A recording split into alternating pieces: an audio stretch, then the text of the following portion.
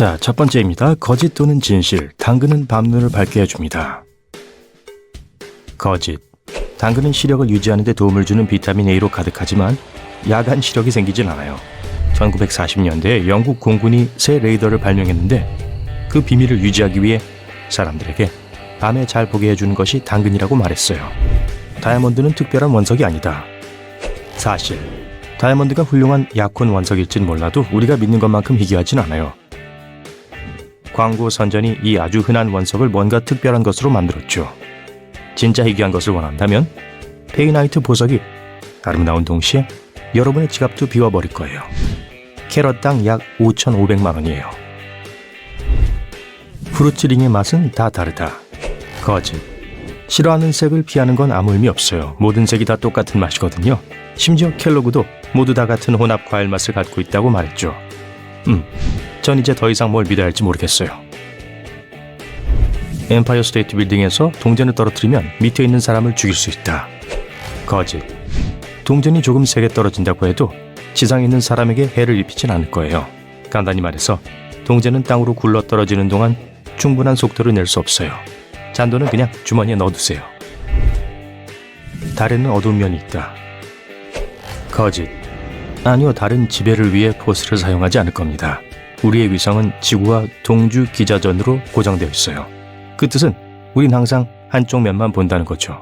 하지만 영원한 어두운 면은 없어요. 클리넥스는 원래 방독면을 위해 만들어졌다. 사실.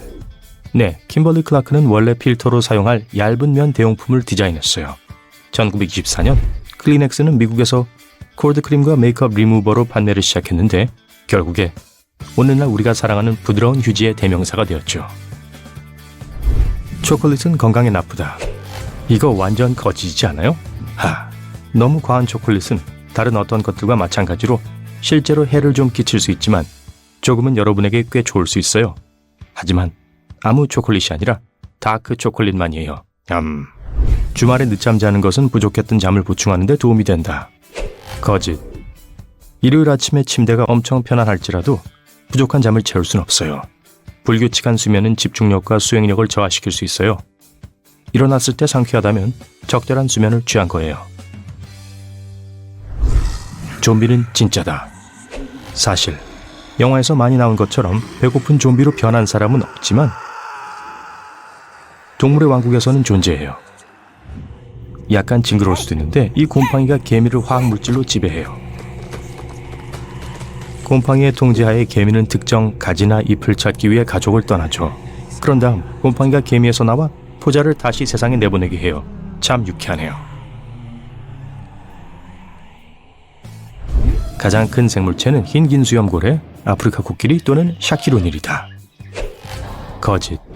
저 모든 것들이 다 크긴 해도 오리건주의 블루마운틴에 있는 뽕나무 버섯이 상당한 차이로 모두를 이겨요. 부르즈 할리파의 끝에서 끝까지 6번 반의 길이인 5.5km의 길이인데 여전히 자라고 있어요. 하지만 긍정적인 면을 보자면 먹을 수 있어요. 버섯 오믈렛 드실 분? 칠면조는 얼굴을 붉힐 수 있다. 사실 사람처럼 칠면조는 흥분하거나 화나거나 아플 때 얼굴을 붉혀요. 칠면조의 머리와 목의 피부는 빨갛게 변하거나 심지어 푸른색으로 변할 수도 있어요. 목에 달려있는 두꺼운 피부는 스누드라고 해요. 이것이 새가 흥분할 때 밝은 빨간색으로 변해요. 하지만 추수감사절엔 안 변하겠죠. 우리에겐 오감만 있다. 거짓. 정확한 수는 없어요. 어떤 사람들은 5, 7, 14, 24 또는 심지어 57개라고 해요. 우리의 가장 기본적인 감각은 사실 시각, 청각, 후각, 미각, 그리고 촉각이지만 또한 움직임, 몸의 위치, 온도, 균형과 우리의 내적 상태에 대한 감각도 있죠. 심장은 느낀 것처럼요. 예를 들어 눈을 감고 코를 만져봐요. 그게 자기 수용 감각 또는 몸의 위치예요. 박쥐는 장님이다. 거짓. 박쥐는 사실 우리보다 밤 시력이 더 나아요. 오직 흑백으로만 보기 때문에 낮에는 잘 볼 수 없을 뿐이에요. 아마 이후에는 박쥐들이 길을 찾기 위해 시력이 아닌 음파 탐지를 사용한다는 사실에서 비롯된 것 같아요. 유니콘은 진짜다. 사실. 근데 말이 아니라 범인은 아마 사슴일 거예요. 몇몇 종에서 유전적 이상으로 뿔 하나가 생길 수 있어요. 그게 오래전 형성된 유니콘의 전설로 이어진 걸지도 몰라요. 꿀은 절대 썩지 않는다. 거짓. 습한 환경에 노출되어 있으면 상할 거예요. 하지만 뚜껑이 그 위에 닫혀 있고 물이 들어가지 않는 한 상하지 않을 거예요. 항진균과 항진 성질을 갖는다는 건 그 안에 어떠한 유기체도 살 수 없다는 걸 의미해요. 저장해둔 꿀이 몇 년 묵은 것이라 해도 아마 전부 먹어도 될 거예요. 오렌지는 항상 주황색이다. 거짓. 달콤한 오렌지는 귤과 태양으로부터 보호를 받는데 도움을 주는 초록색 껍질을 가진 포멜로의 교배종이에요. 동남아시아와 같이 따뜻한 기후에서 오렌지는 익었을 때 여전히 밝은 녹색이에요. 과일과 색 중에 어떤 게 먼저 나타났을지 궁금하게 만드네요. 딸기 프라푸치노에는 벌레가 들었다. 사실. 하지만 이젠 아니에요. 코치닐 벌레라고 불리는 작은 곤충을 갈아 만든 염료는 많은 회사에서 빨간색을 만들기 위해 사용돼요. 스타벅스는 2012년 딸기 프라푸치노에서 벌레의 붉은색 사용을 중단했어요. 소방관은 더 젖은 물을 쓴다. 사실. 화재를 더 효율적으로 진압하기 위해 소방관들은 최근 물에 특정 화학물질을 첨가하기 시작했어요. 습윤제는 물의 표면 장력을 감소시켜 더 쉽게 퍼지고 물체에 스며들게 해요. 말벌은 건들지 않으면 사람을 건들지 않는다. 거짓. 벌들에게는 효과 있지만 이들의 사촌인 말벌들은 동의하지 않을 겁니다. 가장 성질 나쁜 말벌 중 하나로 이들은 이유 없이 침을 쏜다고 해요. 우연히 둥지 옆을 지나가도 말이죠. 말벌을 본다면 가까이 가지 마세요. 에펠탑은 20년 후에 철거될 예정이었다. 사실. 에펠탑은 세계 박람회 기간 동안 프랑스의 산업력을 과시하기 위해 설계되었어요. 설계자들은 영리하게 위에 송신기와 안테나를 올려 철거하기에는 너무 유용하게 만들었어요. 머릿니는 더러운 머리를 선호한다. 거짓. 머릿니는 사실 머리 청결에 대해 별 관심이 없어요. 그들은 머리가 아주 깨끗하든 튀김기보다 기름기가 많든 간에 그저 매달릴 사람 머리카락이 필요한 거예요. 머릿니는 우리의 두피를 먹고 머리카락은 그냥 노는 곳이죠. 낙타는 혹에 물을 저장한다. 거짓. 낙타는 물을 저장하지 않아요. 조직의 지방을 저장하죠. 휴가 후에 저처럼요. 이 지방 저장고는 낙타들이 사막에서 먹이를 찾아 멈추지 않고도 며칠 동안 생존할 수 있게 해줘요. 낙타는 한 번에 많은 양의 물을 마시며 그걸 혈류에 저장해요. 하루에 8잔의 물을 마셔야 한다. 거짓. 수분을 유지하는 것은 매우 중요해요. 특히 더운 날엔요. 하지만 우리는 모든 음료가 주로 물이란 걸 잊는 것 같아요. 심지어 차와 커피도요. 우리의 몸은 언제 물을 마셔야 하는지 가장 잘 알려주는 지표예요. 목마르나요? 그럼 한잔 해야겠네요. 코끼리는 절대 잊지 않는다. 사실. 육지동물 중에서 가장 큰 뇌를 가진 동물이니 코끼리는 기억력이 좋아야겠죠? 실제로 그래요. 자신들의 전체 영역, 친구, 그리고 물을 찾을 수 있는 장소를 기억하는 것은 코끼리 사회 구조에서 매우 중요해요. 심지어 여러분과 저보다 더 좋은 기억력을 갖고 있을지도 몰라요. 내가 열쇠를 어디에 뒀더라? 바나나는 거꾸로 자란다. 사실. 바나나는 점점 커지면서 자연적으로 태양을 향해 자라는데 그래서 굽어 있는 거예요. 그럼 우리가 여지껏 껍질을 잘못 벗겨왔다는 뜻인가요? 그렇지도요. 천전에 영어 문자 A를 포함하는 숫자는 없다. 사실. 원한다면 각 숫자에 철자를 써봐도 되지만 그냥 제 말을 믿을 거라 생각되네요. 기네스북은 논쟁을 해결하기 위해 만들어졌다. 사실. 이 세계 최고의 트리비아 북은 유럽에서 가장 빠른 엽조에 대한 논쟁 후 1955년에 출판되었어요. 기네스 양조장의 상무이사는 사소한 질문에 대해 찾아볼 만한 책이 없다는 걸 깨닫곤 직접 하나를 만들었고 나머지는 말 안 해도 다 알죠? 우리가 먹는 건 진짜 와사비예요. 거짓. 맛있는 조밥 식사에서 보게 되는 그 초록 양념은 때로 진짜 와사비가 아니에요. 그건 고추냉이에요.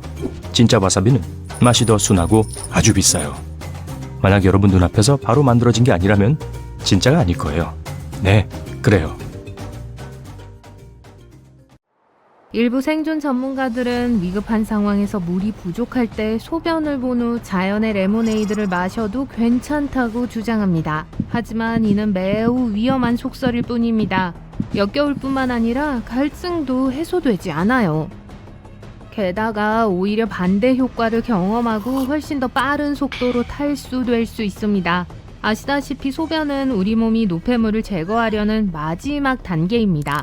노폐물이 가득 차 있는 건 당연한 일이며 탈수된 몸에 다시 주입해서는 절대 안 돼요. 하지만 체온을 조금 낮추고 싶을 때는 물과 마찬가지로 효과가 있습니다. 씻고 싶을 때 소변에 옷을 적셔서 사용해보세요. 수분 보충에 관한 또 다른 속설은 탈수 증상이 있을 때 돌을 빨아먹으라는 이야기예요. 돌을 빨면 침의 흐름을 촉진하는 데 도움이 된다는 건 어느 정도 사실입니다. 사실 돌을 빠는 것은 전 세계 사람들이 한때 사용했던 고대 생존 기술입니다. 하지만 돌 자체에서 물을 얻을 수 없기 때문에 실제 수분을 공급하지는 못합니다. 게다가 돌의 크기가 작으면 실수로 흡입할 위험이 있으며 질식으로 이어질 수 있습니다. 마지막으로 돌을 빨기 전에 이 돌이 어디서 굴러다닌 것인지 절대 알 수가 없습니다. 이끼는 나무의 북쪽에서 자라며 이 지식을 이용해 숲을 탐색할 수 있다는 이야기를 들어보셨을 거예요. 만화나 영화에서 흔히 묘사되는 것과는 달리 이끼는 나무의 북쪽에서 일관되게 자라지 않아요. 이끼의 성장은 이끼의 종류와 지역 기후에 따라 달라져요. 이끼는 조건이 가장 유리한 지역에서 번성하며 북쪽이나 남쪽과는 아무런 관련이 없어요. 따라서 이 규칙에 너무 의존하지 마세요. 우주 담요는 실제로 효과가 있습니다. 얇고 쓰레기 봉투처럼 보이지만 마일라 코팅 비상 담요는 실제로 보온 효과가 있어요. 핵심은 열을 반사하는 알루미늄 코팅에 있습니다. 덕분에 담요는 적외선을 반사하여 열을 유지할 수 있어요. 충격을 받거나 노출되면 신체가 공기 중으로 열을 잃게 되고 체온이 떨어지게 돼요. 우주 담요는 옷의 습기를 유지하고 증발을 줄여 열 손실을 제한함으로써 이를 방지하는 데 도움이 돼요. 은박 같은 시트에 몸을 감싸면 훨씬 더 따뜻하게 지낼 수 있어요. 또 다른 장점은 이 담요가 작고 저렴하다는 거예요. 그러니까 외출하기 전에 배낭에 넣는 거 잊지 마세요. 많은 사람이 야외에서 길을 잃었을 때 가장 먼저 음식을 찾아야 한다고 생각해요. 이는 위험한 생각입니다. 이런 비상 상황에서는 음식보다 물과 쉼터를 우선시해야 해요. 2009년 연구에 따르면 인간은 개인과 환경 요인에 따라 다르지만 음식 없이 최대 2개월, 음식과 물 모두 없이 8일에서 21일 동안 생존할 수 있다고 해요. 생존 상황에서는 식량을 구하는 것보다 물과 피난처를 찾는 것이 훨씬 더 중요합니다. 열악한 환경에서는 적절한 쉼터 없이는 3시간, 물 없이는 3일밖에 버티지 못할 수도 있어요. 물과 쉼터가 있다면 생존 확률이 크게 높아집니다. 안타깝게도 저체온증 치료에 대한 잘못된 상식도 많습니다. 예를 들어 뜨거운 물에 몸을 담그면 저체온증을 치료할 수 있다는 말이 있어요.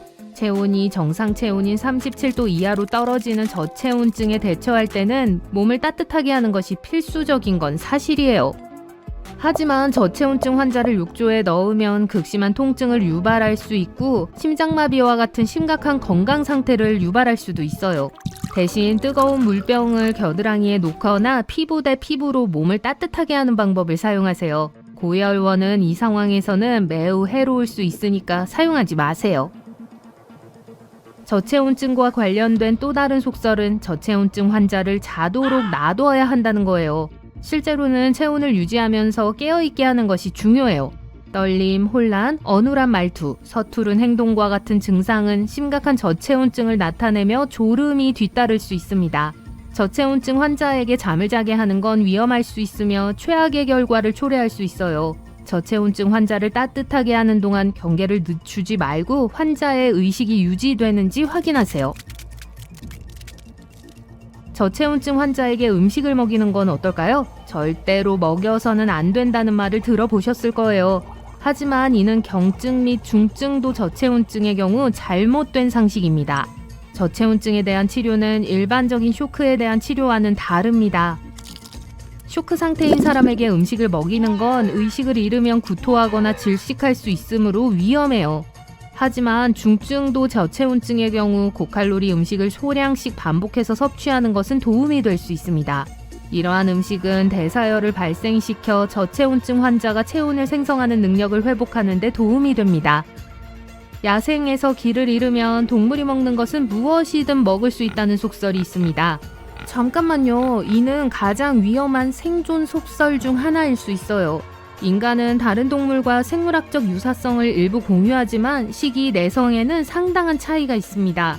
동물에게는 안전한 일부 식물은 인간에게는 매우 위험할 수 있어요.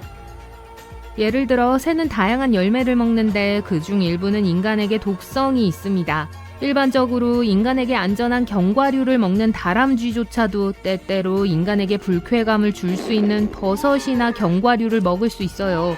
동물이 먹었다고 해서 사람이 먹어도 안전하다는 의미는 아닙니다. 물을 찾으려면 날아가는 새를 따라가야 한다는 믿음이 있지만 이 방법은 매우 신뢰할 수 없는 방법입니다. 일부 수생 조류는 물에서 멀리 떨어지지 않지만 많은 종은 먹이를 찾기 위해 광범위하게 돌아다녀요. 기러기가 해질녘에 물을 향해 날아간다고 믿는 사람들이 있어요. 하지만 이 새들은 밤에 쉬기 위해 공터로 향하는 것일 수도 있습니다. 흔히 엄지손톱으로 나무에 흠집을 낼 수 있다면 마찰로 불을 피우는데 적합하다는 믿음이 있습니다. 이 속설은 꽤 널리 퍼져 있지만 신뢰할 수 없습니다. 엄지손톱 테스트를 통과한 일부 부드러운 목재는 효과가 없는 반면 일부 밀도가 높은 목재는 마찰 화재에 매우 적합해요. 엄지손톱 테스트의 성공 여부는 우연의 일치일 뿐 신뢰할 수 있는 방법은 아니에요. 그러니까 불쌍한 손톱을 망가뜨리지 마세요. 마찰로 불을 피우는 것과 관련된 또 다른 오해는 최상의 불꽃을 얻기 위해 단단한 나무를 사용해야 한다는 거예요. 참나무와 기타 단단한 재료는 일반 장작으로는 훌륭하지만 적합하지 않습니다. 단단한 재료는 발화 온도와 밀도가 높기 때문에 마찰로 불을 피우기에 적합하지 않습니다. 대신 미루나무, 참피나무, 삼나무, 버드나무와 같은 송진이 없는 침엽수를 사용하면 마찰로 불을 피우는데 훨씬 더 적합할 수 있습니다.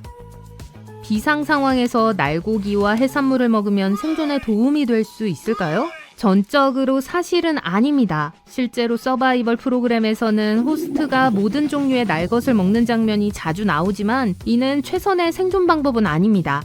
날고기에는 박테리아, 바이러스 및 기타 미생물을 포함한 병원균이 포함되어 있을 수 있어요.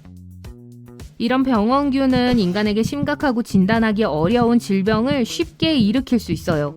많은 사람이 초밥을 먹어도 건강에 문제가 없다고 생각하지만 바닷물에서 채취한 특정 해산물은 병원균이 인체에 해롭지 않아 안전하기 때문이에요. 위험을 최소화하려면 육류와 해산물을 섭취하기 전에 항상 제대로 익혀서 드세요. 막대기 2개를 서로 문지른다고 해서 불이 날 가능성은 낮아요. 물론 마찰은 불꽃을 만드는 방법이에요. 하지만 마찰로 불을 피우는 기술은 인내심과 연습, 그리고 약간의 운이 필요합니다. 영화나 TV 프로그램에서는 쉽게 보일 수 있지만 스트레스가 많은 상황에서 연습 없이도 할 수 있을 거라 생각하고 자만하지 마세요. 그래도 시도해보고 싶다면 큰 힘을 주기보다는 아래로 내려가는 동작을 사용하세요. 마찰로 불을 피울 만큼 인내심이 부족하지만 성냥이 있다고 가정해볼게요. 성냥이 젖었었지만 지금은 모두 말랐어요. 잘 됐네요. 아니, 그렇지 않아요.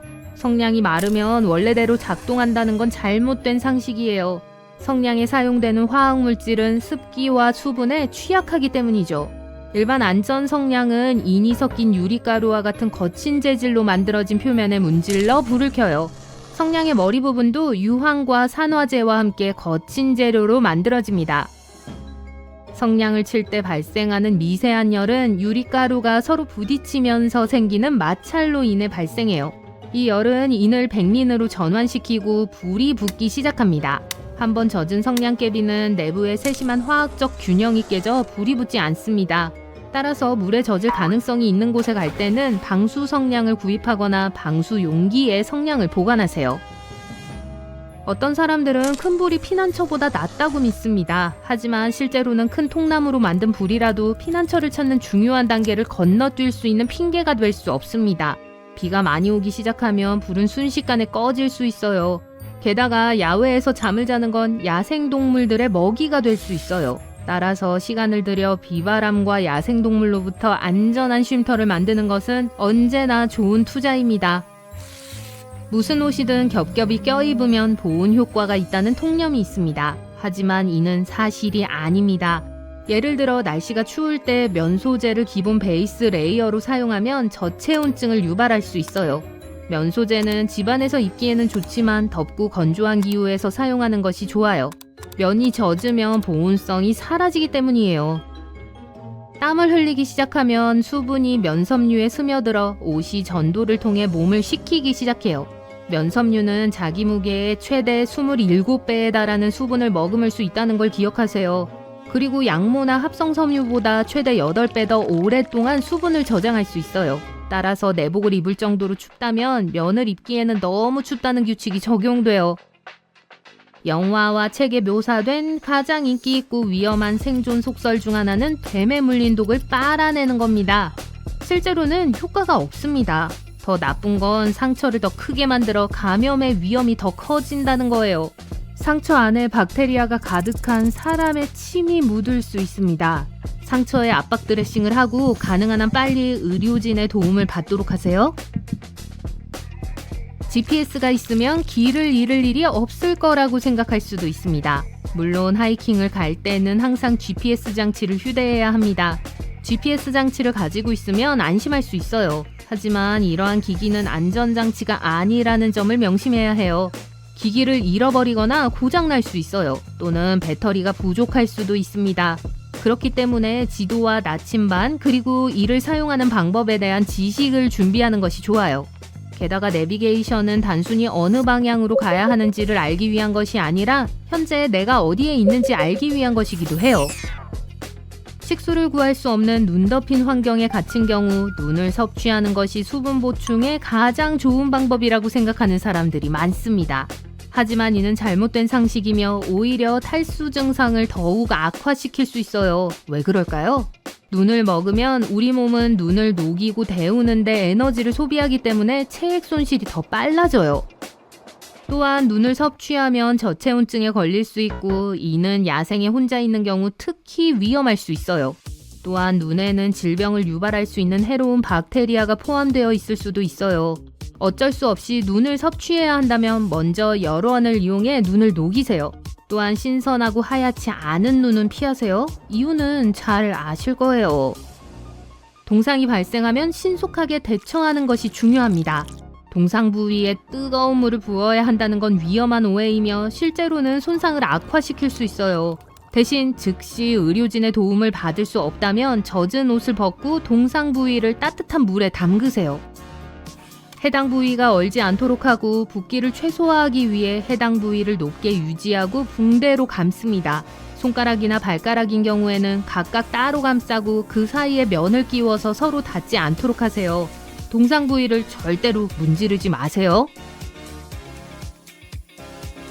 야생에서 길을 잃었다면 하천이나 작은 개울을 찾아 큰 강과 합류할 때까지 하류를 따라 내려가면 문명으로 연결될 가능성이 높습니다. 동물이 마시는 물은 안전하다는 속설은 믿지 마세요. 심각한 건강 문제를 피하기 위해 발견한 물은 항상 정화하세요. 맑은 물이라도 위험한 미생물이 있을 수 있습니다. 소량의 바닷물을 마셔도 안전하다는 건 잘못된 상식이에요. 이는 실제로 물을 전혀 마시지 않은 것보다 훨씬 더 빨리 탈수증을 유발할 수 있어요. 더운 날씨에 몸을 식히기 위해 바닷물을 사용하되 마셔서는 안 됩니다. 야생에서 길을 잃고 헤매다가 우연히 동굴을 발견했는데 성냥이 있고 근처에 나무가 있다면 동굴은 이상적인 피난처처럼 보일 수 있어요. 하지만 동굴 안에서 절대 불을 피워서는 안 된다는 점을 명심하세요. 열기로 인해 바위가 팽창하고 부서져 낙석이나 산사태로 이어질 수 있습니다. 대신 동굴 밖에서 불을 피워 안전하고 따뜻하게 지내세요. 하이킹 도중 길을 잃었다고 생각되면 즉시 멈추세요. 직관적이지 않은 것처럼 보일 수 있지만 그대로 자리를 지키고 대피소를 만들면 구조대가 발견할 확률이 높아집니다. 또한 이렇게 하면 탈수 증상을 예방할 수 있습니다. 성난 벌떼를 만났을 때 물에 뛰어들면 윙윙거리는 벌들이 가만히 내버려 둔다는 말을 들어본 적이 있을 거예요. 문제는 벌은 인내심이 있기 때문에 여러분이 다시 나타날 때까지 기다린다는 거예요.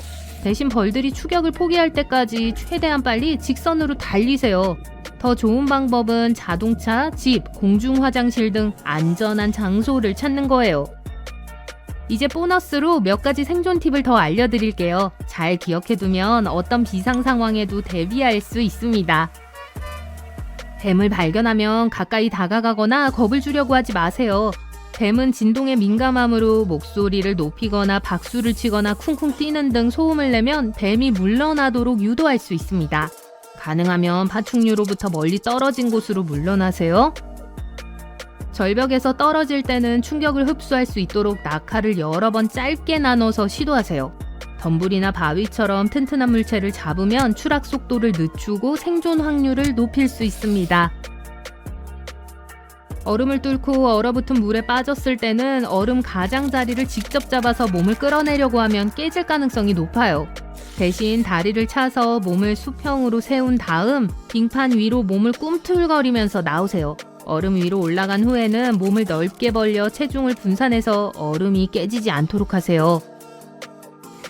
바다에서 소용돌이를 발견하면 침착하게 움직이세요. 소용돌이의 회전 방향을 파악하고 소용돌이의 옆을 따라 이동하며 물살을 이용해 위험에서 벗어나세요. 소용돌이에 갇힌 경우 심호흡을 하고 소용돌이가 약해질 때까지 헤엄쳐 빠져나올 기회를 기다리세요. 지진 발생 시 잔해에 갇힌 경우 호흡기를 보호하고 공기 공급을 아끼세요. 셔츠를 임시 후드로 사용하여 얼굴을 먼지와 파편으로부터 보호하고 지상으로 나오려고 시도하세요. 퀵샌드에 갇혔을 때는 머리와 팔을 표면보다 높게 유지하세요. 다리를 천천히 흔들어 퀵샌드가 공간을 채우고 움직일 수 있는 공간을 확보하세요. 등을 쭉 펴서 표면적을 넓히고 부드럽게 움직여 몸을 풀어야 합니다. 불을 피울 불쏘시개가 부족하다면 칩과 같은 정크푸드를 사용하세요. 칩은 지방 함량이 높기 때문에 마른 나뭇잎을 효과적으로 대체할 수 있습니다. 스파게티면도 유용하게 사용할 수 있어요.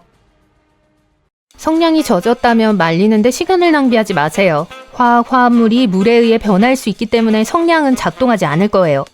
저체온증을 치료하려면 뜨거운 욕조에 들어가지 마세요. 병에 따뜻한 물을 채우고 겨드랑이 아래에 놓으세요. 온수 욕조보다 확실히 몸을 잘 데워줄 거예요. 목이 마른데 물의 양이 많지 않다면 오래 버티기 위해 물을 아끼지 마세요. 탈수 증상이 더 심해질 수 있습니다. 대신 한 방울도 남김없이 마시고 최대한 빨리 물을 더 찾도록 노력하세요. 날씨에 상관없이 수분 섭취는 필수입니다. 하지만 뜨거운 음료를 마시면 몸이 더 따뜻해진다는 생각은 잘못된 상식입니다. 아무리 뜨거운 액체를 마셔도 체온을 올릴 수는 없어요. 또한 뜨거운 음료보다 차가운 물을 더 빨리 마실 수 있으며 이는 수분 보충에 도움이 됩니다. 벌들이 공격할 테니까 벌집은 찌르지 않는 게 좋겠죠? 그리고 호수나 강으로 뛰어들어 도망치려고 해도 소용이 없어요. 벌들은 여러분이 다시 떠오를 때까지 기다렸다가 공격할 거예요. 벌집을 찌른 후에는 뒤돌아보지 말고 최대한 빨리 달려야 합니다. 뱀에 물린 상처에 독을 빨아내면 상처에 더 많은 박테리아가 유입되고 도움을 주려는 사람도 중독될 수 있습니다. 대신 뱀의 사진을 찍고 누워서 도움을 기다리면서 침착하게 대처하세요. 추울 때 가장 논리적으로 할 수 있는 일 중 하나는 옷을 겹쳐 입는 것입니다. 대부분 맞는 말이지만 면옷을 입는다면 그렇지 않아요. 면이 젖으면 모든 유익한 특성을 잃고 훨씬 더 추워질 수 있습니다. 단열 효과가 훨씬 뛰어난 양모옷을 입으세요. 선인장물을 마시지 마세요. 복통이 일어나거나 심지어 마비될 수도 있습니다. 낚시 갈고리가시 선인장이 아니라면요. 하지만 그마저도 너무 위험해요. 대신 선인장의 열매를 먹어보세요. 과즙이 가득합니다. 포식자에게 쫓기고 있을 때는 절대로 절벽에서 물로 뛰어내리지 마세요. 포식자를 만나는 것보다 훨씬 더 위험합니다. 높은 곳에서 뛰어내리면 수면이 콘크리트처럼 딱딱하게 느껴질 수 있어요. 또는 물이 너무 얕아서 바닥에 부딪힐 수도 있어요. GPS는 최고의 내비게이션 도구가 아닙니다. 안정적이고 사용하기 쉽지만 고장이 날 수 있어요. 따라서 지도와 나침반을 사용하는 방법을 배워야 해요. 올바른 사용법을 알고 있다면 실망하지 않을 거예요. 물 웅덩이는 보기에도 좋지 않고 냄새도 날 수 있습니다. 하지만 물은 물 아닌가요? 안타깝게도 물을 끓이면 박테리아는 제거할 수 있지만 심각한 건강 문제를 일으킬 수 있는 중금속은 제거할 수 없습니다. 더 좋은 방법은 시냇물을 찾아 끓이는 거예요. 숲에서 아무 열매나 먹는 건 위험해요. 먼저 냄새가 괜찮은지 확인해야 해요. 배나 아몬드 냄새가 나면 피하세요. 열매를 하나 따서 팔뚝에 문지르고 15분 정도 기다리세요. 피부가 가렵기 시작하면 열매를 먹지 마세요. 열매를 깨물었을 때 쓴맛, 따끔거림, 비눗물 같은 맛이 나면 뱉어내세요.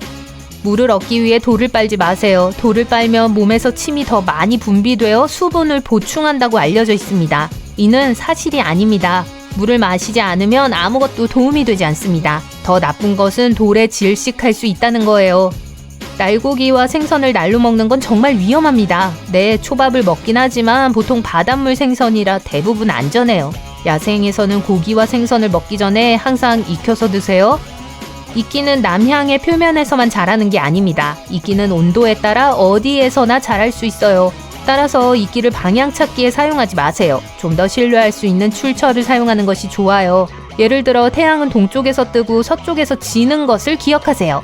새를 따라 물을 찾는다는 건 신화입니다. 새는 어디든 날아갈 수 있어요. 사슴과 같은 육상동물이 훨씬 더 나은 선택입니다. 사슴은 보통 물의 원천이 어디에 있는지 알고 있어요. 많은 생존주의자들은 주변의 동물이 먹는 것은 무엇이든 먹어도 된다고 주장해요. 나쁜 소식은 이것이 완전히 잘못된 생각이라는 거예요. 새와 다람쥐는 우리에게 매우 위험한 열매를 먹지만 해가 없어요. 그리고 어떤 동물들은 독이 있는 식물을 먹고 독을 갖게 되기도 해요. 거머리가 몸에 붙어 있으면 절대로 태우지 마세요. 거머리가 피부 속으로 토해서 심각한 감염을 일으킬 수 있습니다. 신용카드를 사용해 거머리를 제거하세요. 또는 1시간 정도 기다리세요. 거머리가 배불리 먹으면 떨어질 겁니다. 아무리 힘이 세더라도 상어의 코를 주먹으로 때린다고 해서 상어를 물리칠 수는 없습니다. 상어의 코에는 수많은 신경이 있어 취약하다는 것이 일반적인 믿음이지만 이는 잘못된 생각임이 증명되었습니다. 상어가 많은 바다에서 상어를 만났다면 코를 때리는 것보다 아감이나 눈을 때리는 것이 훨씬 더 효과적입니다. 숲에서 시간을 보낸 후 길을 잃었다는 사실을 깨닫습니다. 그리고 가장 먼저 찾기 시작하는 건 음식이에요. 하지만 실제로 음식 없이도 6주는 버틸 수 있습니다. 가장 먼저 해야 할 일은 비바람을 피할 수 있는 물과 쉼터를 찾는 거예요. 이 일을 먼저 하고 음식은 나중에 걱정하세요. 곰을 만났을 때 죽은 척 하지 마세요. 흑곰이라면 죽은 척이 아니라 곧 현실이 될 거예요. 불곰일 때만 죽은 척 해야 합니다. 이걸 기억하세요. 검은색이면 싸우고 갈색이면 눕고 흰색이면 작별 인사를 하세요. 이한류에 빠졌을 때는 해안과 평행하게 수영하지 마세요. 대신 조류에서 벗어나 해안 쪽으로 비스듬히 수영하세요. 수영할 때 저항을 너무 많이 느껴서는 안 된다는 점을 기억하세요. 길을 잃었을 때 불을 피우려고 모든 에너지를 낭비하지 마세요. 먼저 대피소를 만들어 보세요. 이렇게 하면 비바람으로부터 여러분을 보호할 수 있고 길고 지친 하루의 생존을 마친 후 쉬고 잠을 잘 수 있는 장소가 생겨요. 보너스 팁! 대피소에 항상 침대를 만드세요. 땅에서 떨어지면 더 따뜻해질 거예요. 사막에 갇히면 분명 더울 거예요. 하지만 더 더워지는 것을 피하려면 옷을 벗지 마세요. 물론 두꺼운 양모 스웨터가 아니라면 옷은 단열재 역할을 하며 시원함을 유지해줍니다. 더운 기후에 사는 대부분의 사람들은 과열을 피하기 위해 온몸을 덮는 흰색 옷을 입습니다. 눈을 먹으면 탈수가 더 심해질 수 있습니다. 눈을 녹이는데 신체가 더 많은 에너지를 사용하므로 더 많은 수분을 섭취하게 돼요. 천천히 눈을 녹인 다음 그 물을 마시세요. 또한 깨끗한 눈인지 확인하세요. 변색된 눈은 물 외에 다른 성분이 포함되어 있다는 의미이며 특히 노란색 눈은 더욱 그렇습니다. 추운 곳에 너무 오래 있으면 심한 동상에 걸릴 수 있어요. 동상 증상이 나타나면 절대로 손을 비비지 마세요. 피부가 더 손상될 수 있습니다. 가장 좋은 방법은 즉시 병원 치료를 받는 것입니다. 동굴을 발견하면 가장 먼저 불을 피우죠? 원시인들이 항상 그렇게 했으니 괜찮겠지? 틀렸어요. 연기가 쌓이면 몸에 해로울 수 있어요. 대신 식물잎으로 몸을 덮어 몸을 따뜻하게 해보세요. 해파리에 쏘이면 많이 아프고 쏘인 부위에 오줌을 누는 것은 도움이 되지 않습니다. 상황을 훨씬 더 악화시킬 수 있어요. 해파리에 쏘인 부위를 소금물로 씻고 의료진의 도움을 요청하세요. 불편한 상황을 피할 수 있을 거예요. 경험자를 믿으세요. 안녕하세요, 호기심 해결자분들. 오늘은 몇 가지 고전적인 호기심을 파헤쳐보려고 해요. 다음 우주왕복선에 올라타서 이 이야기의 진실을 한번 파헤쳐보세요. 우주에서 무중력 상태로 떠다니며 맛있는 핫초코 한 잔을 마시고 있는데 이상한 생각이 떠올랐다고 상상해보세요. 우주 공간에서 비명을 지를 수 있을까요? 만약 그렇다면 그 비명은 누가 들을 수 있을까요? 영화 에얼리언을 보셨다면 이 질문에 대한 답을 알고 계실 거예요. 우주에서는 소리를 들을 수 없어요. 소리가 존재하지 않는 건 아니에요. 단지 들을 수 없을 뿐이죠. 이에 대해 크리스 헤드필드만큼 명확히 설명할 수 있는 사람은 없어요. 우주 비행사로 일하면서 2차례 우주 유영을 한 경험이 있거든요. 우주 어둠 속에 나가면 아무것도 들리지 않아요. 오직 침묵만이 있을 뿐이죠. 완전한 침묵이요. 하지만 곧 모퉁이로 돌면 거대한 폭발공, 일명 태양이 나타나요. 소리가 통과할 매질이 없기 때문에 폭발이 일어나는 소리를 들을 순 없어요. 우주 비행사가 우주 공간에서 일어나는 모든 소음을 들을 수 있다면 상당히 불편할 거예요. 이제 미래의 슈퍼히어로가 된 기분을 느끼며 우주를 질주하고 있는데 별똥별이 옆을 지나간다고 상상해보세요. 하지만 잠깐만요. 정말 별일까요? 안타깝게도 별똥별은 결코 별이 아니에요. 유성으로 알려진 작은 우주함 속으로 지구 대기권에 진입해서 멋진 빛의 쇼를 연출하죠. 아, 그리고 신화를 파헤치는 중이니 곧바로 다른 신화를 살펴볼게요. 유성이 지구에 충돌하는 경우는 극히 드물다는 이야기를 들어보셨을 거예요. 공룡이 멸종하는 대재앙이 일어날 때마다 한 번씩이라고요. 그건 사실이 아닙니다. 과학자들은 매일 약 48톤의 운석 물질이 지구로 떨어지는 것으로 추정해요. 하지만 이 물질의 거의 대부분은 지구 대기권에서 기화돼요. 밤하늘에 보이는 밝은 흔적은 우리가 흔히 별똥별이라고 부르는 것이죠.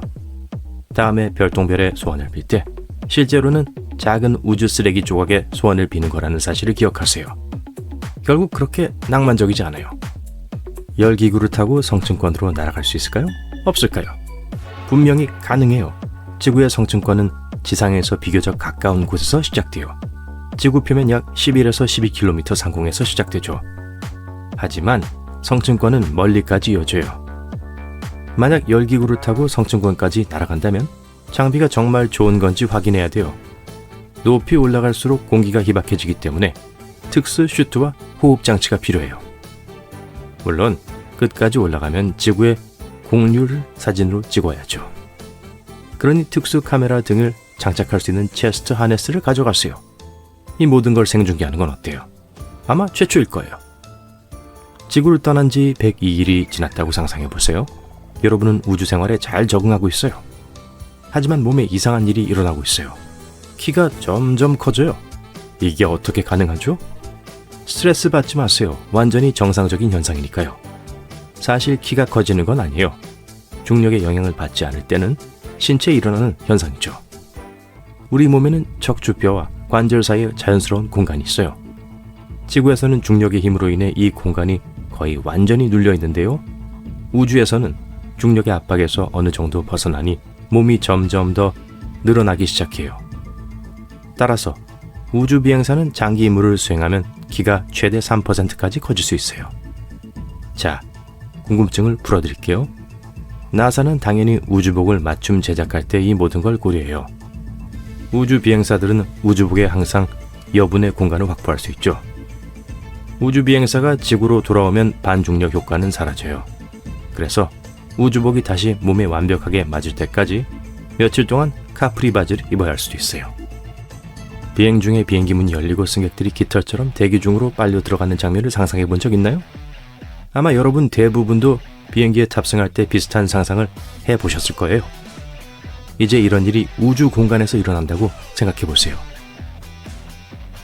상식적으로 우주 비행사가 기밀실 밖으로 빨려나가면 그 사람은 바싹 타버릴 거라고 생각하시겠죠? 그게 사실일 뿐만 아니라 현실은 훨씬 더 심각할 수 있으니 마음의 준비를 하세요. 우주 비행사 크리스 헤드필드에 따르면 그런 일이 일어날 수 있다고 해요. 태양 그늘에 있는 신체 부위는 영하 250도의 온도를 경험하고 햇빛을 받는 신체 부위는 약 250도의 온도로 화상을 입게 돼요. 폐가 무너지고 혈액이 찬물처럼 끓기 시작할 거예요.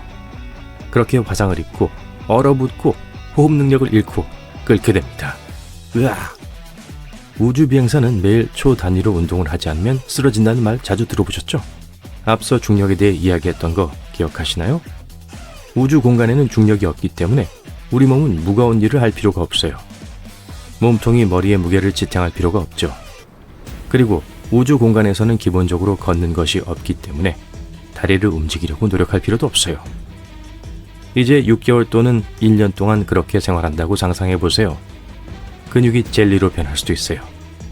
우주 비행사들은 그래서 운동을 해요. 몸을 묶고 러닝머신에서 달리기도 하고요. 특수기에서 역도를 하기도 해요. 이렇게 하면 근육이 중력 부족을 너무 많이 느끼지 않게 돼요. 하지만 수분을 계속 섭취해야 돼요. 제가 우주 비행사라면 아주 부드러운 물병을 우주로 가져갈 수 있는지 나사에 물어보고 싶네요. 우주 공간에서 탄 스테이크 냄새가 난다는 말을 들어본 적이 있을 거예요. 아니면 바비큐 소스 냄새도요. 터무니없게 들리겠지만 이 속설은 거짓이라기보단 사실에 가까워요. 우주 비행사는 헬멧을 벗을 수 없기 때문에 우주에 있을 때는 분명히 우주 냄새를 맡을 수 없어요. 우주선이 도킹하고 해치를 열면 보통 우주 냄새를 맡게 되죠. 이 냄새의 원인은 우주에 떠다니는 탄화수소 때문인 것으로 밝혀졌어요. 누가 생각이나 했겠어요? 똑똑한 여러분, 하나만 물어볼게요. 우주 비행사가 빛의 속도로 비행하면 단 1초도 늙지 않을 거라고 생각하세요? 안 된다고 할 줄 알았어요. 몇 가지를 정리해 봅시다. 우선 우리는 빛의 속도로 우주선을 작동하는 방법을 아직 알아내지 못했어요. 그러려면 엄청난 양의 에너지가 필요한데 아직 그럴 만한 기술이 없어요. 둘째, 빛의 속도로 여행하는 우주선 안에 인간을 보낼 수 있다고 해도 그 사람은 여전히 노화할 거예요.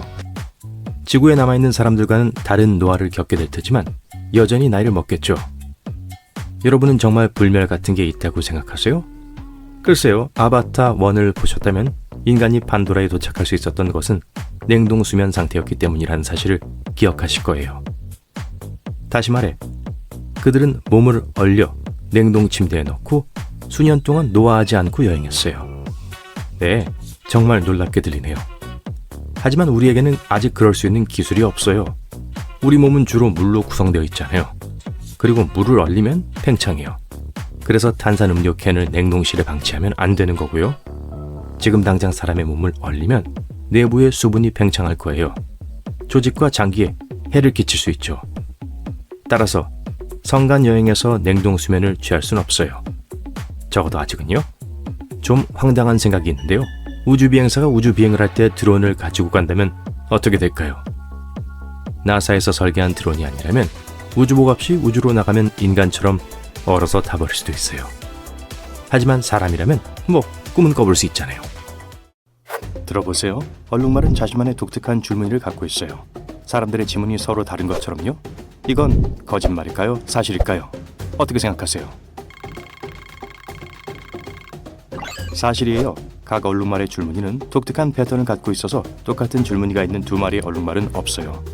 얼룩말의 멋진 흑백 줄무늬는 주요한 적인 포식자와 채채파리나 말파리와 같은 성가신 곤충들을 혼란스럽게 하고 쫓아버리는 착시 현상으로 작용해요.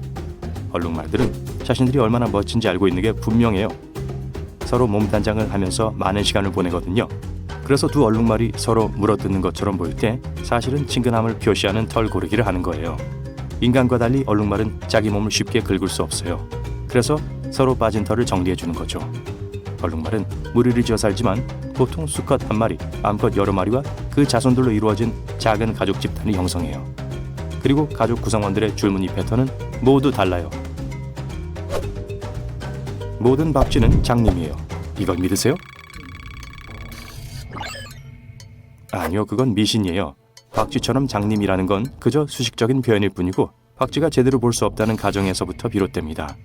고대 그리고 21세기 이전에도 사람들은 박쥐가 장님이라고 믿었는데 박쥐의 이상한 비행 패턴 때문이었어요. 많은 박쥐들이 길을 찾기 위해 반향 정리를 사용하지만 여전히 볼 수 있어요. 다음으로 넘어가요. 바닷가재는 일부 일처제이고 평생을 함께해요. 사실일까요? 거짓일까요?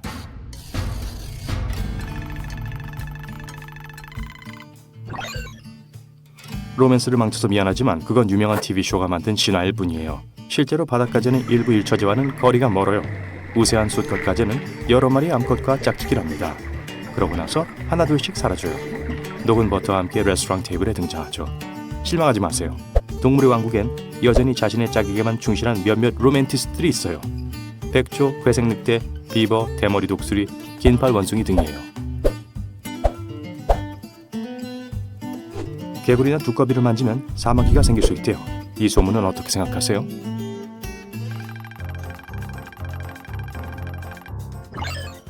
이건 아마도 두꺼비와 개구리가 울퉁불퉁한 피부 혹을 가지고 있기 때문에 생겨난 미신일 거예요.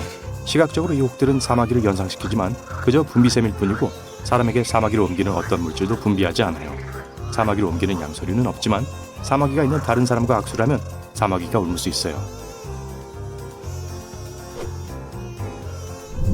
다음 문제. 거북이는 등껍질 안에서 살고 언제든지 밖으로 나갈 수 있다. 이게 사실일까요? 거짓일까요? 그건 거짓이에요.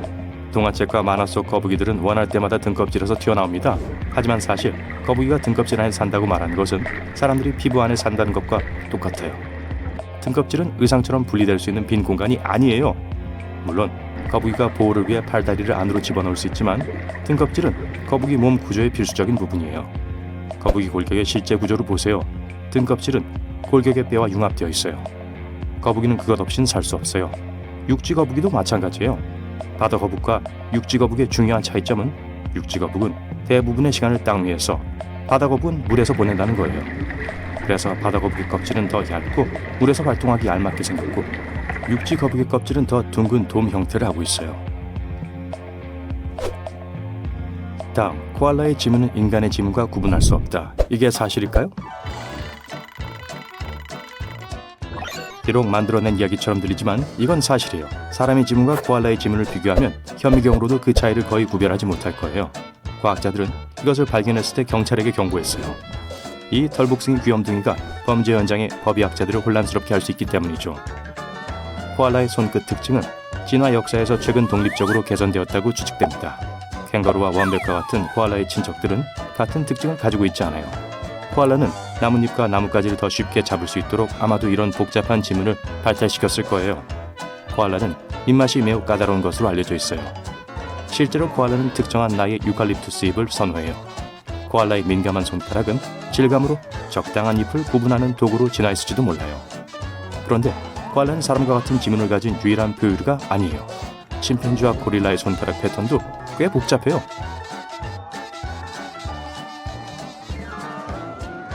다음 소문을 확인할 준비 됐나요? 타조는 포식자로부터 숨으려고 머리를 모래 속에 넣는다. 이건 거짓일까요? 사실일까요? 아니요, 그건 거짓이에요. 타조는 위협을 받고 모래에 머리를 묻지 않아요. 사실 타조는 어떤 상황에서도 모래에 머리를 전혀 묻지 않아요. 이런 소문은 문제를 회피한다는 의미의 모래 속에 머리를 숨긴다라는 표현에서 유래됐어요. 타조는 날지 못하기 때문에 모래에 땅을 파고 알을 낳아요. 알이 골고루 열을 받게 하기 위해서 타조는 가끔 머리를 거기 넣고 알을 돌려요. 하지만 타조는 여전히 일종의 회피 전략을 사용합니다. 어떤 위협에 직면했을 때 모래에 주저앉아 전혀 움직이지 않으면서 죽은 척을 해요. 금붕어 기억력은 1초도 안 된다고요? 정말 그렇게 나쁠까요? 만약 중요한 것을 잊어버리고 금붕어 기억력이라고 그렇다고 핑계를 댔다면 나쁜 소식이에요. 많은 연구가 증명한 바에 의하면 금붕어는 몇 달 동안 혹은 더 오래 무언가를 기억할 수 있다고 해요. 이스라엘 대학의 과학자들은 아주 귀여운 실험을 했어요. 한 달 동안 금붕어에게 먹이를 주는 동안 클래식 음악을 틀었어요. 이런 훈련으로 금붕어가 음악을 먹이와 연관짓게 될 거라고 생각했죠. 훈련 기간이 끝나고 5개월 후 금붕어는 여전히 전에 들었던 음악을 들을 때마다 신이 나서 먹이를 찾기 시작했어요. 아, 모차르트, 먹이는 어딨지? 금붕어의 나쁜 기억력에 대한 신화는 정확히 어디에서 시작됐고 왜 그렇게 널리 퍼졌는지는 분명하지 않아요. 하지만 어떤 사람들은 금붕어 주인들이 금붕어를 작은 그릇에 담아 기르는 것에 대한 죄책감을 느껴서 이런 소문을 퍼뜨렸다고 주장해요.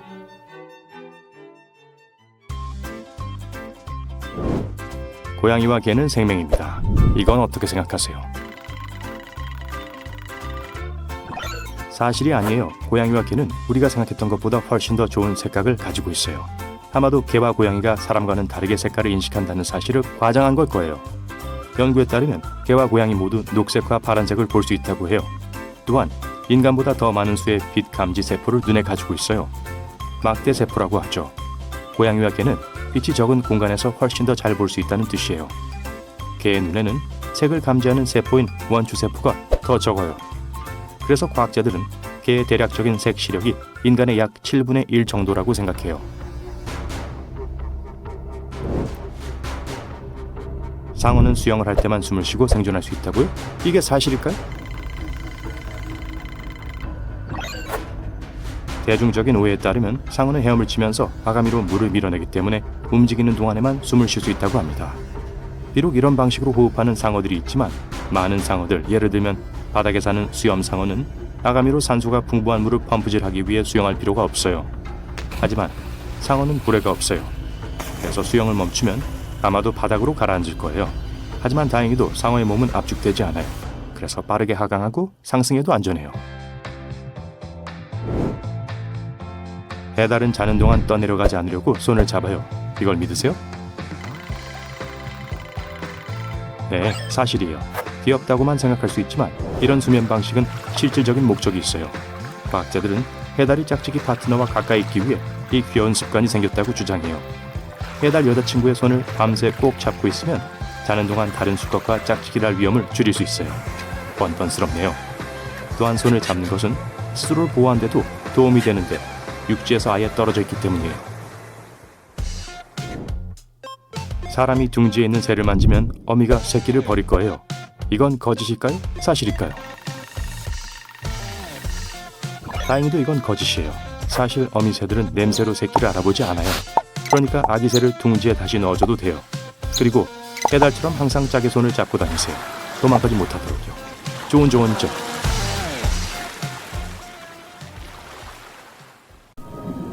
옛날 옛적에 깊고 푸른 바다의 크라켄이라는 거대한 괴물이 있었어요. 사람들은 이 괴물이 노르웨이와 그린란드 인근 해역에 살고 있다고 믿었습니다. 누가 크라켄에 대해 처음으로 글을 쓴 건 아주 오래전의 일인데요. 덴마크의 에릭 폰토피단이라는 사람이었죠. 그는 노르웨이의 자연사라는 책에 크라켄이 거대한 문어나 오징어처럼 생겼고 배를 바다 밑바닥까지 끌어당길 수 있다고 썼습니다. 이후 사람들은 크라켄을 거대한 오징어라고 상상하기 시작했어요. 오늘날에도 크라켄에 대한 이야기는 여전히 인기가 있고 책이나 영화 또는 게임에서 찾아볼 수 있어요. 크라켄을 둘러싼 이야기는 지역 민속이나 신화에 불과한 것처럼 들릴 수 있습니다. 하지만 2004년에 처음으로 대왕 오징어가 촬영됐어요. 이 놀라운 발견은 수년간 살아있는 대왕 오징어를 카메라에 담기 위해 노력해온 일본 과학자들에 의해 이루어졌습니다. 이들은 대왕 오징어를 수면 위로 유인하기 위해 카메라가 부착된 미끼줄을 사용했어요. 또한 작은 생물의 빛 패턴을 모방한 특수 미끼를 사용해 대왕 오징어를 유인했습니다. 며칠을 기다린 끝에 마침내 행운이 찾아왔어요. 영상에는 이 거대한 생물의 긴 족수와 큰 눈 그리고 독특한 체형이 그대로 드러났습니다. 하지만 여기서 멈추지 않았어요. 2012년에 내셔널 지오그래픽의 또 다른 과학자 팀이 자연 서식지에서 살아있는 대왕 오징어를 처음으로 촬영했습니다.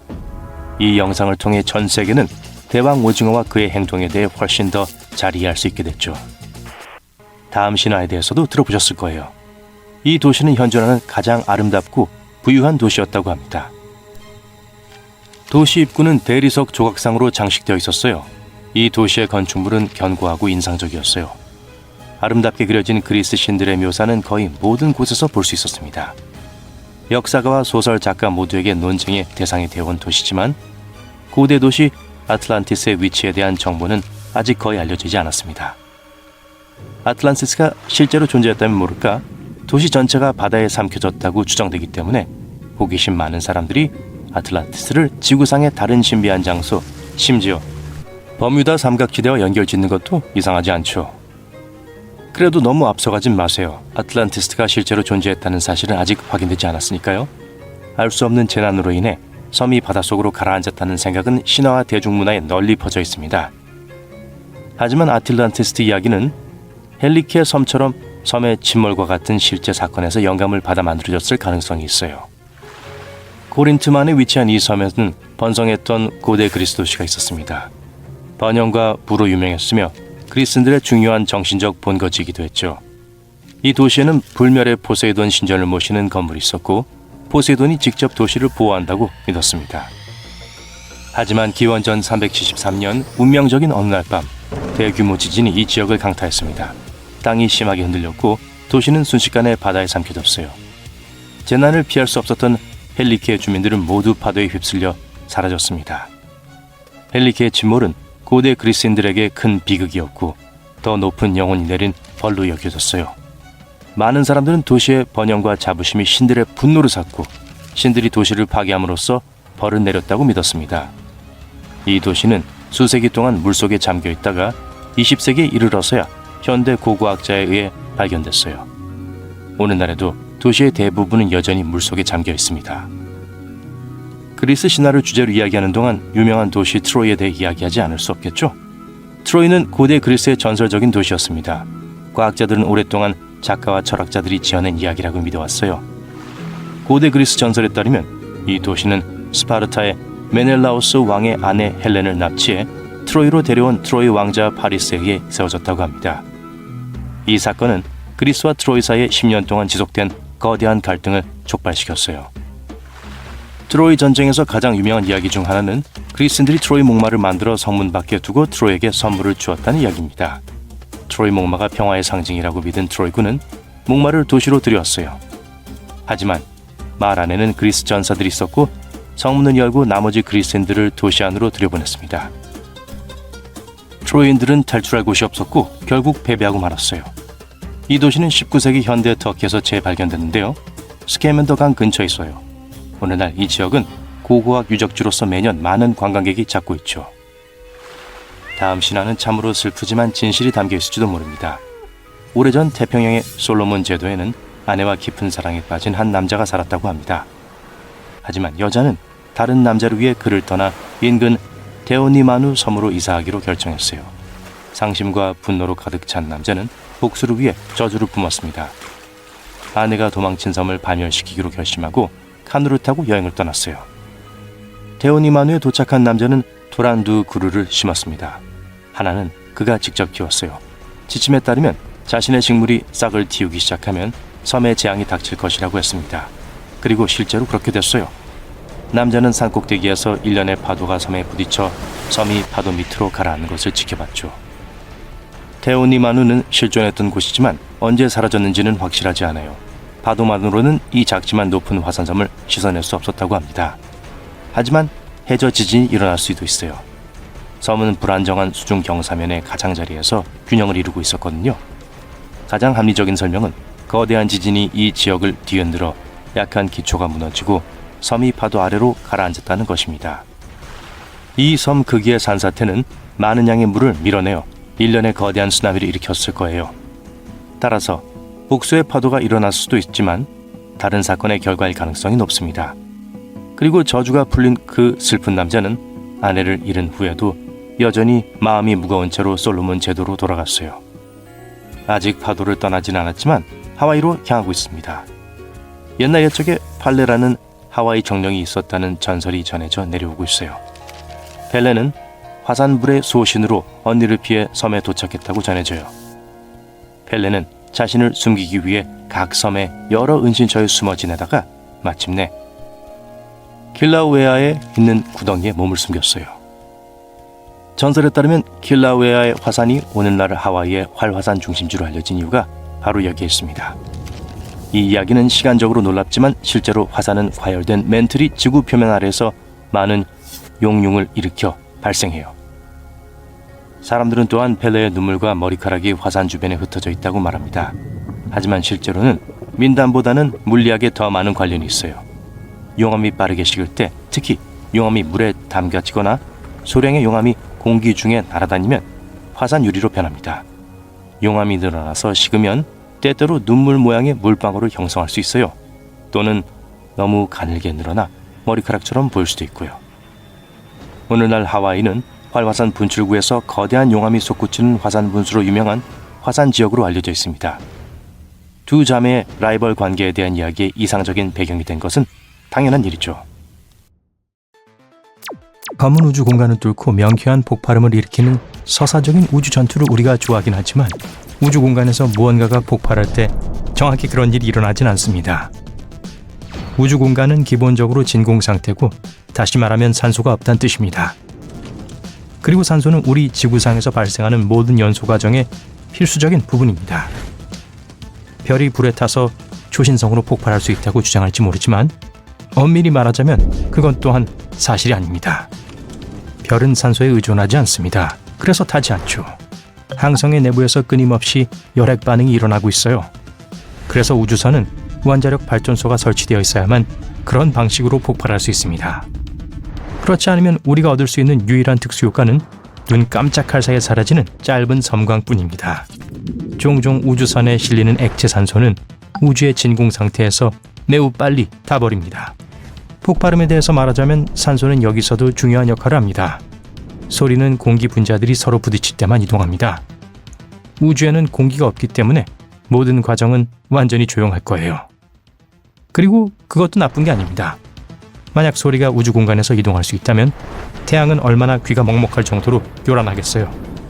많은 공상과학 영화 감독들은 우리가 그것을 믿기 원하겠지만 달에는 어두운 면이 없습니다. 우리 달은 지구와 동주기 자전을 합니다. 즉, 항상 한쪽은 우리에게로 향하고 있고 다른 쪽은 항상 다른 쪽을 향합니다. 태양은 우리로부터 달보다 훨씬 더 멀리 떨어져 있습니다. 그리고 우린 둘 다 빙글빙글 돌면서 이쪽과 저쪽을 차례로 비추고 있습니다. 그러니까 어쩌다 한 번씩 달이 태양에 의해 양쪽이 모두 밝혀진다는 의미예요. 단지 우리가 있는 곳에서는 그것을 볼 수 없을 뿐이죠. 우주 공간은 무중력 상태로 보이지만 실제로 중력은 사방에 존재합니다. 지구와 같이 무거운 물체에서 멀어질수록 약해지지만 여전히 존재하죠. 사실 우주에서 이런저런 우주 물체의 중력에 영향을 받지 않는 곳은 단 한 곳도 없습니다. 질량을 가진 모든 것에는 중력이 있어요. 네, 여러분과 저조차도요. 하지만 우주 물체는 너무 커서 더 작은 물체들을 끌어당깁니다. 그래서 태양계의 행성들은 태양 주위를 돌고 우리 은하계 전체가 그 중심 주위를 공전하는 것입니다. 과학자들은 태양보다 약 400만 배나 무거운 초거대 블랙홀이 있다고 믿고 있습니다. 이 블랙홀은 모든 별과 행성계가 흩어지는 것을 막아줍니다. 우리의 영화 속 영웅은 믿을 만한 우주선을 타고 화성의 궤도를 떠나 목성으로 향합니다. 그들의 얼굴 표정은 어둡고 단호해 보입니다. 비록 앞에 어떤 위협이 기다리고 있는지 알면서도요. 소행성 벨트 말이에요. 그들은 위아래 옆으로 우주선을 조정하며 우주선을 향해 엄청난 속도로 날아오는 소행성을 피해보지만 그중 하나가 여전히 우주선에 부딪힙니다. 괜찮아요. 다행히 긁힌 자국만 있어요. 마침내 우리의 영웅은 위험구역을 떠나 떨리는 손으로 이마에 땀을 닦습니다. 친숙하게 들리지만 사실과는 거리가 멀어요. 화성과 목성 사이의 고리에 있는 소행성들은 너무 적고 간격이 넓어서 그 안을 여행한다면 여행 내내 소행성과 마주치지 않을 수도 있습니다. 그곳에는 약 150만 개의 상당한 크기의 우주 암석이 날아다니고 있습니다. 오차는 50만 개 정도 될 수 있어요. 하지만 우주가 광대한 곳이란 것을 잊지 마세요. 상당한 크기의 두 소행성 사이의 거리는 수백만 킬로미터가 될 겁니다. 그래서 두 대의 우주선이 떠다니는 암석 사이를 오가는 우주 추격전은 상당히 지루할 거예요. 영화 속에서 우주는 종종 검고 춥고 황량한 장소로 묘사됩니다. 특히 우주 비행사가 안전한 우주선을 떠날 때는요. 이 묘사는 틀린 건 아니에요. 춥다는 사실만 빼면요. 가까운 곳에 별이 없는 우리 은하의 정말 먼 구석진 곳에서만 사실입니다. 하지만 예를 들어 지구의 궤도에 있고 태양을 직접 마주보고 있다면 우주 진공 상태의 온도는 펄펄 끓는 120도에 다다를 수 있어요. 그래서 우주복이 흰색인 거예요. 흰색은 다른 어떤 색보다 빛을 더 잘 반사합니다. 하지만 태양광선에 노출되지 않은 등은 정말 추울 수 있어요. 우주에서 열은 골고루 퍼지지 않습니다. 그래서 열원을 마주하고 있지 않다면 매우 추울 수 있어요. 태양 얘기가 나와서 말인데요. 영화 속 태양은 항상 노란색으로 보입니다. 사실 우리가 지구에서 보는 색깔은 지구 대기에 의해 만들어진 착시 현상입니다. 마치 낮의 푸른 하늘처럼 말이죠. 태양빛이 대기 중에 퍼져나가 일그러지면서 해 뜰 때와 해질녘의 화려한 장관을 연출합니다. 우주의 진공 상태에서는 빛을 굴절시킬 수 있는 것이 아무것도 없습니다. 그래서 태양은 실제 모습 그대로 보여요. 하얀색이죠. 그 빛나는 가스 덩어리는 그 정도로 뜨거워요. 하늘에서 밝은 섬광이 비치고 그 뒤로는 연기가 자욱하고 붉게 달아오른 우주 암석이 땅으로 추락하여 땅에 충돌하고 난 후 거대한 시커멓게 그을린 분화구가 남습니다. 비록 연기가 나는 꼬리와 분화구가 부분적으로 사실이긴 하지만 운석은 떨어지는 동안 그렇게 뜨거워질 기회가 없습니다. 운석은 지구의 대기로 진입하여 표면에 떨어질 만한 덩어리가 남을 만큼 심한 마찰에서 살아남은 소행성입니다. 이런 일은 꽤 자주 일어납니다. 우린 보통 이 바위 덩어리를 보지 못하는데 보통 매우 작고 사람이 살지 않는 지역에 떨어지기 때문입니다. 하지만 도시에 떨어진다고 해도 그 분화구는 운석의 열 때문이 아니라 순전히 그 속도 때문에 만들어질 거예요. 운석은 마찰로 인해 훨씬 더 뜨거워지긴 하지만 충돌로 인해 땅에 있는 모든 것을 태울 정도는 아닙니다. 우주선과 행성들 사이의 즉각적인 통신을 믿고 싶은 마음은 간절하지만 그건 가능하지 않습니다. 적어도 아직은요. 현대의 통신 시스템은 넓은 우주 공간에 비해 속도가 상당히 느린 무선 신호에 의존합니다. 그러한 신호라면 수백, 수천 광년은 말할 것도 없고 심지어 1광년이라도 이동하는데 몇 년이 걸릴 겁니다. 만약 멀리 떨어진 은하계에 메시지를 보내고 싶다면 답장을 받기 위해 몇천 년을 기다릴 각오를 해야 할 거예요. 이러한 점에서 우주 공간은 영화에서 자주 표현되는 것처럼 붐비지도 않고 이벤트로 가득 차 있지도 않습니다. 우주는 대부분 행성, 별, 그리고 다른 물체들이 수십억 킬로미터나 되는 아무것도 없는 공간으로 분리되어 있는 다소 외로운 곳입니다. 빛의 속도로 여행할 수 있는 우주선을 가지고 있다고 해도 대부분의 경우 멀리 떨어져 있는 별과 행성이 있는 검은 빈 공간만 보게 될 거예요. 가장 가까운 물체 사이에서도 거리는 엄청납니다. 이해를 돕기 위해 예를 들자면 맑은 밤하늘에서 볼 수 있는 달은 약 38만 4,400km 떨어져 있습니다. 이 정도면 지구 주위를 거의 10번 연속으로 도는 것과 같아요. 워프 항법은 시공간이 왜곡해서 눈 깜짝할 사이에 외계 은하의 먼 구석에 도달할 수 있게 해줍니다. 이는 우주 영화의 주요 요소죠. 이러한 위협을 할 수 있는 우주선은 항상 0에서 빛보다 빠른 속도로 즉시 가속하는 모습으로 표현됩니다. 물리학 법칙에 따르면 탑승한 사람들은 적어도 좌석에서 뒤로 밀쳐져야 합니다. 더 엄격하게 말하자면 아무도 그러한 가속에서 살아남을 수가 없을 거예요. 왜냐하면 그 정도의 중력 가속도는 인체가 견디기엔 너무 강력한 것이기 때문입니다. 과부하의 영향을 줄일 수 있는 방법을 찾기 전까지는 워프항에는 꿈도 꿀 수 없어요. 물은 우주에서 가장 희귀하고 귀중한 자원이 아닙니다. 사실 우리로부터 수백만 광년 떨어진 곳에 완전히 물로 이루어진 거대한 우주 구름이 있습니다. 그 매장량은 우리의 모든 해양을 140조 번 이상 채우기에 충분할 거예요. 그리고 많은 행성들, 심지어 우리 태양계의 몇몇 행성들도 액체 상태의 물을 가지고 있는 것처럼 보입니다. 우주에서 가장 소중한 자원은 생명체입니다. 생명이 존재하기 위해서는 액체 상태의 물보다 훨씬 더 많은 것들이 필요합니다.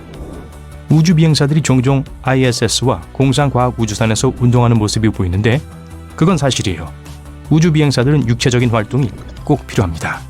하지만 그 이유는 우주에서 일하기 위해 튼튼한 몸이 필요해서가 아닙니다. 우주에서는 중력이 훨씬 약하기 때문에 우주 비행사들은 지구에서만큼 근육을 사용하지 않습니다. 그래서 지구로 돌아왔을 때 중력이 너무 강하게 느껴지고 몸이 눌리는 듯한 느낌을 받게 됩니다. 이러한 효과를 완화하기 위해 우주 비행사들은 매일 운동을 합니다. 비록 우리가 맑은 밤하늘에서 수백만 개의 별이 빛나는 것을 볼 수 있다고 하지만 그 숫자는 훨씬 더 적습니다. 약 3,000개 정도요. 나머지는 빛을 발하기 때문에 별로 착각되는 물체들입니다. 행성, 멀리 떨어져 있는 은하, 그리고 심지어 인공위성까지요. 진짜 별에 의해 밝혀지는 것일 뿐입니다. 달이 우리 눈에 빛을 발하는 것처럼 보이듯이 말이죠. 하지만 너무 멀리 떨어져 있기 때문에 우린 그게 별인지 아닌지 알 수 없습니다. 그래도 여전히 멋진 건 사실이에요. 자신의 몸에 대해 다 확실히 알고 있다고 생각하지만 정말 그럴까요? 사실과 거짓을 구별할 수 있나요? 정답마다 1점을 더하고 나중에 점수를 알려주세요. 갈색 달걀이 흰색 달걀보다 영양가가 더 높다. 사실일까요? 거짓일까요? 거짓입니다. 갈색 달걀이 흰색 달걀보다 더 건강에 좋다는 연구는 없어요. 유일한 차이점은 달걀 껍질의 색깔이에요. 달걀 껍질의 색깔은 영양이나 품질에 영향을 미치지 않습니다. 달걀 종류와 관련이 있어요. 보통 흰 깃불을 가진 닭이 흰알을 낳습니다. 집에 있는 먼지 중 많은 양이 몸에서 떨어진 피부라는 말 들어본 적 있나요? 징그럽죠? 이건 거짓일까요? 사실일까요? 거짓이에요. 바닥에 피부 조각만 있는 건 아니에요. 집먼지는 다른 다양한 구성 요소들이 있어요. 캐나다 가정에서 이루어진 연구에 따르면 섬유, 머리카락, 건축 자재, 곰팡이, 꽃가루, 곤충의 신체 부분, 그리고 재가 그 일부라고 합니다. 복잡한 고속도로 근처나 건설 지역에 있는 집이 숲 한가운데 있는 집보다 먼지가 더 많은 것으로 볼 때 이치에 맞아요. 피부는 우리의 가장 큰 장기이다. 사실일까요? 거짓일까요? 사실이에요. 장을 펼치면 꽤 클 거라고 생각할지도 모르지만 아니에요. 피부를 이길 순 없어요. 성인은 3.5kg의 2평방미터의 피부를 가지고 있어요. 피부가 없는 우리 모습은 생각할 수 없어요. 피부는 단지 우리 몸을 가리기 위해 있는 것이 아니에요. 우리를 보호하는 데에도 필수적인 역할을 해요. 숨쉬기와 삼키기를 동시에 할 순 없다. 거짓일까요? 사실일까요? 사실입니다. 이미 정답을 알고 있었을지도 모르지만 어쨌든 이걸 듣고 직접 시도해 보시겠죠? 목구멍에는 생존에 중요한 두 개의 통로가 있어요. 화려한 의학적인 이름은 제쳐두고 기도와 식도라고 부를게요. 동시에 호흡과 삼킴을 하는 걸 예방해요. 그렇지 않으면 음식이 기도로 들어가 심각한 문제를 일으킬 수 있어요. 이건 항상 계획대로 진행되진 않아요. 때때로 기침을 하고 음식 조각이 폐에 도달하는 것을 막는 거예요. 인간은 독특한 지문을 가지고 있을 뿐만 아니라 독특한 혀 무늬도 가지고 있다. 거짓일까요? 사실일까요? 사실이에요. 인간의 혀는 음식을 맛보게 한다는 것만으로도 충분히 대단해요. 또한 질감이 독특해요. 사람들은 지문, 음성 스캔, 홍채 스캔과 같은 생체 인식 시스템을 인증을 위해 사용합니다. 이러한 정보는 식별 및 검증 단계에 중요해요. 혀무늬는 독특해서 복사하기가 매우 어렵습니다. 생체 인식 시스템 도구로도 사용할 수 있어요. 사람들이 보안의 목적으로 혀무늬를 일상생활에서 사용하기 시작한다면 어떨까요? 금고나 전화기를 혀무늬로 잠그는 걸 상상해보세요. 성인은 매주 3시간을 화장실에서 보낸다. 이게 사실일까요? 거짓일까요? 사실입니다. 과학자들의 조사에 따르면 평균 성인은 매주 3시간 9분을 화장실에서 보낸다고 합니다. 이건 운동하는 데 쓴 시간보다 더 많아요. 천천히 읽보세요. 서두를 필요 없죠. 잠을 자는 동안 1년에 8마리의 거미를 삼킨다. 거짓일까요? 사실일까요? 믿지 마세요. 우리와 거미 모두에게 다행히도 이건 사실이 아니에요. 더 이상 두려워하지 말고 푹 주무세요. 대부분의 거미들은 일부러 인간에게 다가오진 않아요. 게다가 자는 사람으로부터 나오는 진동을 이상하게 생각할 거예요. 아니면 거미는 그저 자신의 서식지에 살면서 여러분이 방을 같이 쓰는 룸메이트라고 생각할 수도 있어요. 실제 증거가 있지 않는 한 이건 거짓이에요. 허벅지 뼈는 수천 킬로그램의 힘을 견딜 수 있다. 이건 거짓일까요? 사실일까요? 네, 이건 사실입니다. 사람들은 일반적으로 허벅지 뼈라고 부르지만 실제 이름은 대퇴골입니다. 이 뼈는 다리 윗부분에 있어요. 전문가들은 이 뼈가 잘 부러지지 않는다고 말합니다. 우리 해부학에서 두 번째로 강력한 뼈예요. 첫 번째는 두개골의 측두골입니다. 첫 번째가 궁금하셨다면요. 어쨌든 허벅지 뼈는 몸무게의 30배를 지탱할 수 있어요. 아마도 대퇴골이 인간의 몸에서 가장 길고 큰 뼈이기 때문일 거예요. 면도하면 털이 다시 더 두껍게 자란다고 믿나요? 거짓일까요? 사실일까요? 왜 거짓인지 알려드릴게요. 전문가들은 면도가 모발의 두께에 영향을 미치지 않는다고 말합니다. 털이 빠지는 게 아니기 때문에 뿌리는 그대로 있어요. 면도는 윗부분만 잘라요. 면도를 한 후 털이 잘려서 뭉툭하게 자랍니다. 그래서 더 두꺼워지는 느낌이 들 수도 있어요. 바닥에 떨어진 음식도 5초 안에 주워 먹으면 안전하다. 이것은 사실일까요? 거짓일까요? 바닥에 떨어진 음식을 먹는 걸 정당화하는 최고의 방법을 망쳐서 죄송해요. 하지만 오초롤 같은 건 없어요.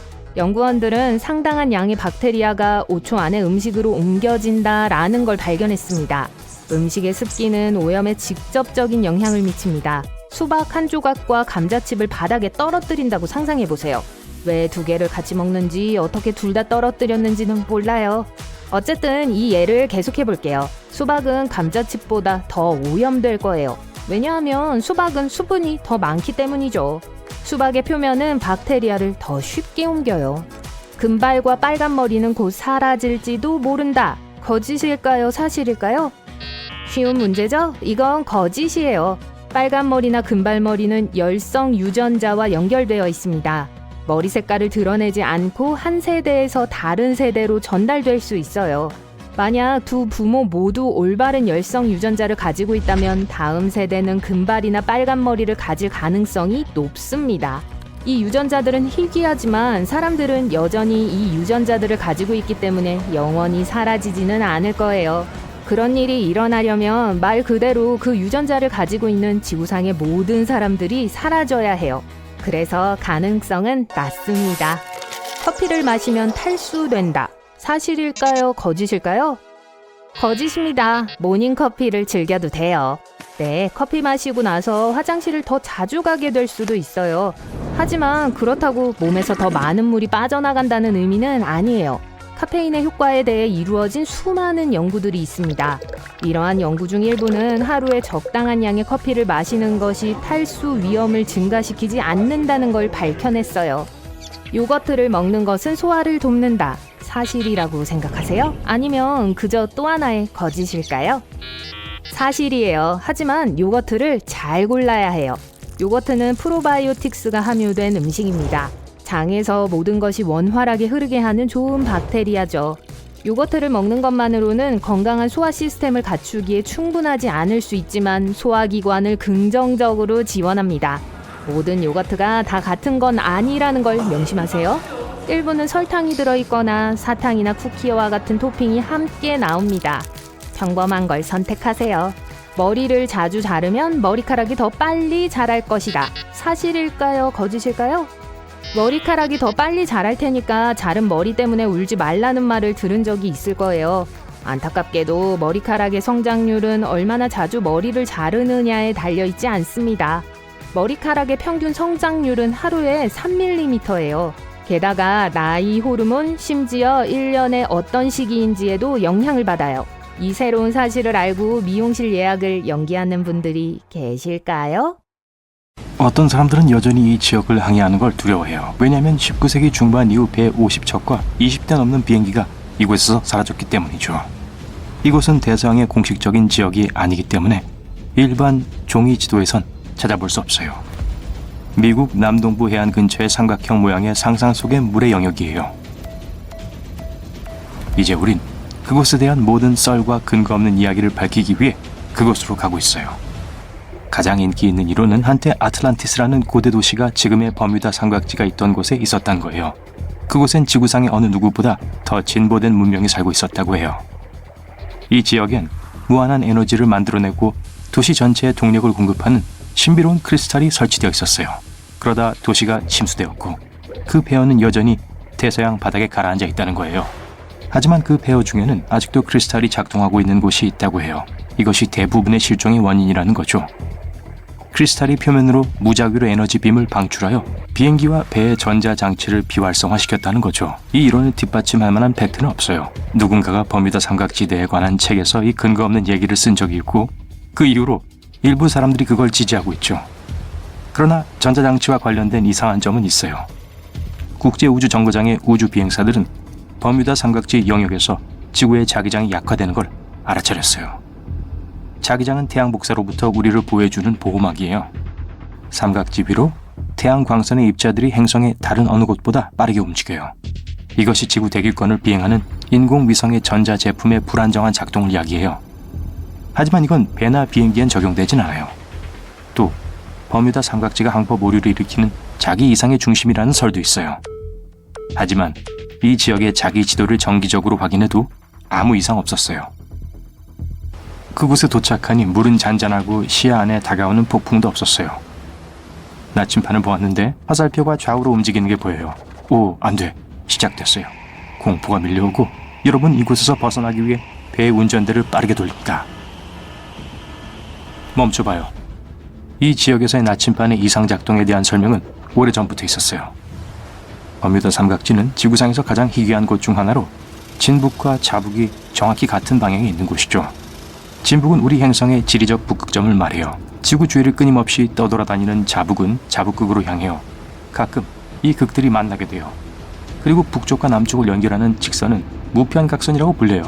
만약 이 선에 들어가게 되면 나침판이 북쪽을 정확하게 가리키지 못하고 이상하게 작동할 거예요. 여러분 20세기 초 버뮤다 삼각지를 항해하는 배의 선장이라고 상상해 보세요. 북쪽이 어디 있는지 알아야 해안에 갈 수 있어요. 나침판을 보는데 잘못 가리키고 있네요. 여러분은 원래 항로를 이탈해 잘못된 방향으로 항해하고 있어요. 삼각지대 근처엔 작은 섬들이 즐비한 카리브해가 있어요. 이곳의 해저는 별로 안 깊어요. 배는 얕은 물에 들어갈 수 있어요. 그리고 이제 배는 모래톱에 갇혔고 여러분은 대체 자신이 어디 있는지 알 수가 없어요. 만약 21세기였다면 배의 선장은 GPS와 다른 현대적인 내비게이션을 이용해 해안가에 도착할 수 있을 거예요. 하지만 가장 흥미로운 점은 이번엔 나침판이 제대로 작동할 거라는 것인데, 왜냐하면 버뮤다 삼각지대 영역에서 자북극점이 진북과 오랫동안 일치하지 않고 있었기 때문이에요. 우편각선은 여기서 멀리 떨어져 있어요. 지금은 내비게이션에 아무 문제가 없어요. 하지만 어떤 이유에선지 여기서 배들이 사라졌어요. 사실 여기뿐만이 아니에요. 대서양 전역에는 더 많은 배들이 사라진 곳들이 있어요. 심지어 버뮤다 삼각지대는 그런 곳들 중 10위권에 들지도 못해요. 이곳에서 많은 배들이 사라지는 주된 이유 중 하나는 대서양에서 가장 인기 있는 뱃길 중 하나가 버뮤다 삼각지대를 통과하기 때문이에요. 그리고 한 곳에 배가 많을수록 난파선도 많아져요. 간단한 확률 문제죠. 다른 이론에 따르면 이 지역에 시공간에 균열이 있다고 해요. 배와 비행기는 이 틈으로 떨어져 결국 과거나 미래로 가게 된다는 거예요. 하지만 어떤 이유에서인지 이 설에 대한 증거는 하나도 없어요. 여기 어딘가에 균열이 숨겨져 있다고 생각할 이유가 없어요. 외계 문명의 기지는 버뮤다 삼각지대에 놓여 있다고 해요.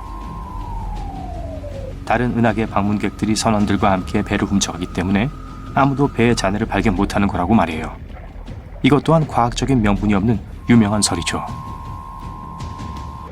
여긴 세계에서 가장 깊은 해구 중 하나이기 때문에 침몰한 배는 이곳에 찾을 수 없어요. 침몰하는 배는 약 5,800m의 깊이로 가라앉게 될 거예요. 거대한 압력과 거리로 인해 배를 찾는 건 어렵죠. 또 근처에 푸에르토리코 해구가 있어요. 이 해구의 어떤 곳은 수심이 8,000m에 이릅니다. 삼각지 어딘가에 크라켄이 살고 있어요. 이것은 배를 침몰시키는 거대한 오징어이며 선원들 사이에 퍼진 전설이죠. 그러나 거대 오징어는 바다 깊은 곳에 살아요. 기차 절반 크기까지 자랄 수 있으나 대형 선박을 침몰시킨 사례는 기록된 바 없어요. 그리고 버뮤다 삼각지대에선 한 번도 발견된 적이 없어요. 과거 사람들은 이 생물의 존재를 몰랐기 때문에 이들을 처음 봤을 때 거대하고 끔찍한 괴물로 묘사했던 거죠. 대왕 오징어는 지구상에서 가장 찾기 힘든 생물 중 하나인데 과학자들은 이들을 찾기 위해 음파 탐지 장비를 사용해야 했어요. 오징어들은 어둡고 깊은 곳을 떠나는 걸 싫어하며 어떠한 배 소리도 무서워할 거예요. 버뮤다 삼각지 미스터리에 대한 더 현실적인 가설은 메탄입니다. 이 지역의 해저 밑에서 이 가스에 다량 침전물을 찾을 수 있어요. 거기서 메탄이 물속으로 방출되어 이건 표면으로 빠르게 떠오르는 거대한 거품의 형태를 띠어요.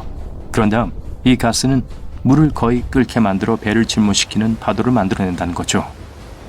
이론은 꽤 현실적이지만 많은 연구를 통해 이 지역의 메탄 농도가 증가했다는 사실은 아직 확인되고 있지 않아요. 마지막으로 이 현상이 발생한 건 15,000년 전이었어요. 또 다른 신빙성 있는 이론은 거대파의 출현을 시사해요. 바람 한 점 없는 맑고 잔잔한 바다를 상상해보세요. 갑자기 시끄럽게 웅웅거리는 소리가 들려요. 몇 초 후에 30m 높이의 거대한 파도가 잔잔한 수면에 나타나 여러분의 배 위로 떨어져요. 몇몇 과학자들은 거대파는 강한 역풍과 수면 해류가 충돌해서 생성된다고 믿고 있죠. 난리와 한류의 충돌로 인해 파도가 생성된다고 주장하는 버전도 있어요. 하지만 가장 흥미로운 이론은 파도가 운동성 흡혈에 의해 형성된다는 거예요. 특정 자연 조건에서 파도는 운동 에너지를 교환할 수 있어요. 그리고 이 모든 파도 중에 다른 모든 파도의 에너지를 빨아들이는 흡혈귀 파도가 하나 있다는 겁니다. 에너지를 충분히 축적하면 흡혈귀 파도는 모든 걸 밖으로 쏟아내요. 이게 충격의 힘과 파도의 갑작스런 소멸을 설명해주죠. 이 현상은 세계의 모든 바다에서 관찰됐지만 버뮤다 삼각지대에서 가장 자주 일어난다는 증거는 없어요.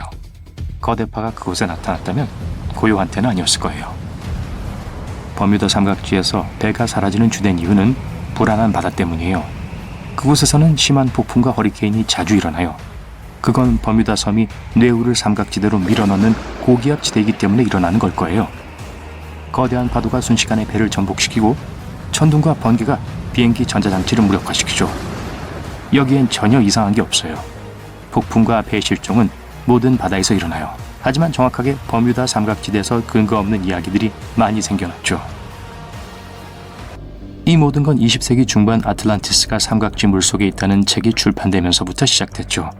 아무 증거도 없었지만 사람들은 이 불가사의한 이론을 너무 좋아해서 그 이론을 토대로 말을 지어냈죠. 이에 대한 다큐멘터리도 만들고 새로운 책도 쓰기 시작했죠. 삼각지의 환상성에 헌신하던 각각의 자료들은 사실에 근거한 게 아니라 다른 책이나 영화에 대한 이론에서 따온 것이었어요. 그리고 어떤 주제가 인기를 끌면 그걸로 돈을 벌 수 있어요. 독자들은 그걸 즐기고 작가들은 보상을 받는 거죠. 초기 연구 단계에서 과학자들은 메갈로돈을 더 크고 조금 더 위험한 버전의 백상아리로 재구성했습니다. 영화도 그 뒤를 따랐고 몇 가지 세부 사항을 덧붙여서 그렇게 짜잔 27m까지 자랄 수 있는 거대한 해양 동물이 탄생했습니다. 그런데 잠깐만요. 메갈로돈은 보통 15에서 16.5m 사이였고 때로는 18m까지 자랐습니다. 비교하자면 볼링 레인의 길이가 18m, 스쿨버스는 약 13.5m, 그리고 사람의 평균 키는 178cm 정도예요. 그러니 메갈로돈이 상당한 크기이긴 하지만 27m는 아닙니다. 무게는 약 50에서 60톤으로 코끼리 10마리 또는 보잉 737과 비슷했습니다. 하지만 그것은 암컷의 경우인데 암컷은 수컷보다 거의 2배가 컸습니다. 영화와 현실의 또 하나의 차이점은 메갈로돈이 백상아리와는 아무런 관련이 없다는 사실입니다. 기껏해야 가까운 친척 정도일 거예요. 사실 메갈로돈은 완전히 다른 상어 혈통의 마지막 후손이기 때문입니다. 게다가 메갈로돈은 평균 백상아리보다 약 3배 더 큽니다. 보다 짧은 코와 납작한 턱을 가지고 있어서 거의 찌그러진 것처럼 보입니다. 또한 메갈로돈의 가슴 지느러미는 백상아리보다 더 길어요. 메갈로돈은 대식가였기 때문에 그 몸무게를 지탱할 수 있어야 했거든요. 하지만 둘 다 후각이 뛰어났기 때문에 선사시대에도 생고기 덩어리를 손에 들고 수영하러 가는 것은 좋은 생각이 아니었습니다. 그리고 지금도 이건 절대 안전하지 않지요.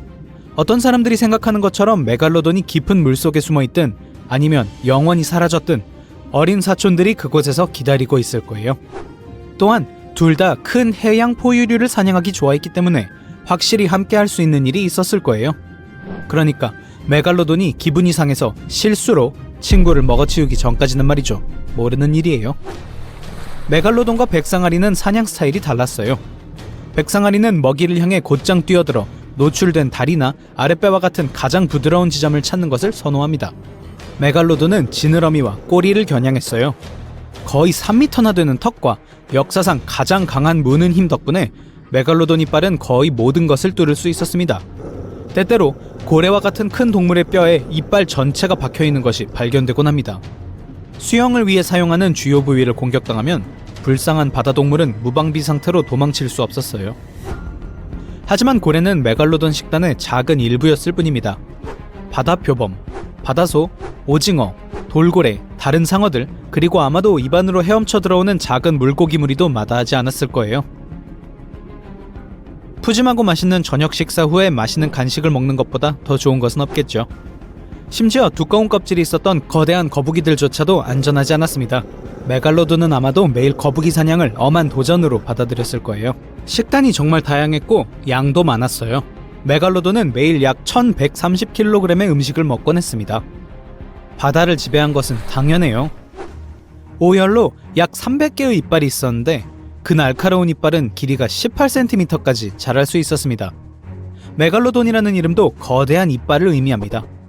혹시 오소돈시아라는 사촌이 있었을지도 몰라요. 그건 삐뚤어진 이빨 혹은 깊은 주머니를 뜻합니다. 그런데 메갈로돈은 평생 수천 개의 이빨을 갈아치웠습니다. 이들의 치아는 그렇게 튼튼하지 않았기 때문에 자주 빠지곤 했습니다. 그러고 나서 하루 이틀 안에 새 이빨이 났기 때문에 심각한 문제 없이 사냥을 계속할 수 있었어요. 현대 상어에게도 똑같은 일이 일어납니다. 새로운 이빨이 손상되거나 다른 이빨을 대신합니다. 메갈로돈에 빠진 이빨은 과학자들이 메갈로돈에 대한 연구를 하는데 도움을 준 유일한 것이었습니다. 메갈로돈의 이빨은 전 세계에서 발견됩니다. 네, 메갈로돈은 세계 곳곳을 여행했어요. 모든 대양에서 살았는데 메갈로돈의 화석은 남극을 제외한 모든 대륙에서 발견되었습니다. 글쎄요, 너무 추워서일까요? 메갈로돈의 골격은 뼈가 아닌 연골로 만들어졌기 때문에 이빨은 메갈로돈의 존재를 증명하는 유일한 증거입니다. 메갈로돈 이빨은 과학자들이 많은 것을 이해하도록 도왔습니다. 메갈로돈의 크기를 포함해서요. 현대 상어의 경우에도 과학자들은 이빨의 크기 하나만 보고 크기를 가늠하는데 메갈로돈도 마찬가지입니다. 메갈로돈은 지구상에 살았던 모든 생물 중에서 가장 강한 무는 힘을 가지고 있었습니다. 메갈로돈과 티렉스 사이의 결투를 보는 것은 분명 재미있었을 거예요. 안타깝게도 6천만 전에 공룡이 멸종했기 때문에 서로 친구가 될 기회를 놓쳤습니다. 반면에 매그는 2300만 년에서 250만 년 전 바다와 해양의 모든 생물을 공포에 떨게 했습니다. 요즘 메갈로돈은 어디에 살 수 있을까요? 글쎄요, 플로리다, 하와이, 브라질, 남아프리카 또는 다른 열대 낙원들 같은 현대 상어들이 사는 곳을 좋아할 거예요. 생각해보면 나쁘지 않아요. 메갈로돈, 나도 거기 데려가 줄래? 메갈로돈 자체는 심각한 경쟁 상대나 천적은 없었지만 새끼 갈로돈들은 너무 약해서 스스로를 방어할 수 없었습니다. 그래서 최고 포식자가 새끼를 키우기 위해 강한 물살이 없는 따뜻하고 얕은 물을 선택해야 했던 거죠. 그건 그렇고 새끼 메갈로돈은 길이가 2m 정도였습니다. 결코 작지 않았어요. 과학자들은 실제로 성장기 메갈로돈의 이빨 중 일부를 발견했는데 메갈로돈이 새끼를 양육하던 곳은 파나마 해안이었던 것 같습니다. 그리고 그것은 1000만 년 된 것이었어요. 자, 메갈로돈의 잠재적인 라이벌 중 하나를 만날 시간입니다. 강력한 향유고래예요. 13.5에서 18m 길이로 크기는 확실히 대적할 만했어요. 현대의 향유고래는 그렇게 큰 이빨을 가지고 있지 않습니다. 하지만 약 1300만 년 전에 살았던 그들의 조상은 이빨이 많았어요. 발견된 가장 큰 이빨은 폭 12.7cm, 길이 35.5cm였어요. 이건 제일 큰 탄산음료 병과 비슷한 크기입니다. 재미있는 전투가 됐을 거예요. 지금 우리는 이 거대한 해양 포식자에 대해 이야기하고 있지만 바다를 누비던 흥미로운 고대 동물은 이것뿐이 아닙니다. 사실 상어는 지구상에서 가장 오래된 동물 중 하나입니다. 곤충, 포유류, 공룡보다 더 오래됐고 심지어 나무보다도 더 오래됐어요. 대멸종 사건으로 지구상의 대부분의 생명체가 멸종됐고 거대한 소행성이 지구 표면에 떨어졌고 대륙이 갈라졌고 다른 많은 일들이 일어났습니다. 하지만 상어는 그 자리에서 생존하며 끈기 있게 버텼고 외부 세계와 접촉 없이 그냥 그렇게 탈 없이 살아남았어요. 가시상어는 사실 턱을 가진 최초의 동물 중 하나였어요. 턱이 별로 쓸모가 있지는 않았지만요. 길이가 30.5cm밖에 되지 않았어요. 메갈로돈은 신경도 쓰지 않았을 거예요. 그리고 진짜 상어도 아니었고 그냥 상어처럼 생겼을 뿐이었어요. 만약 뱀장어와 상어의 조합이 어떻게 생겼을지 궁금했다면 여기 있습니다.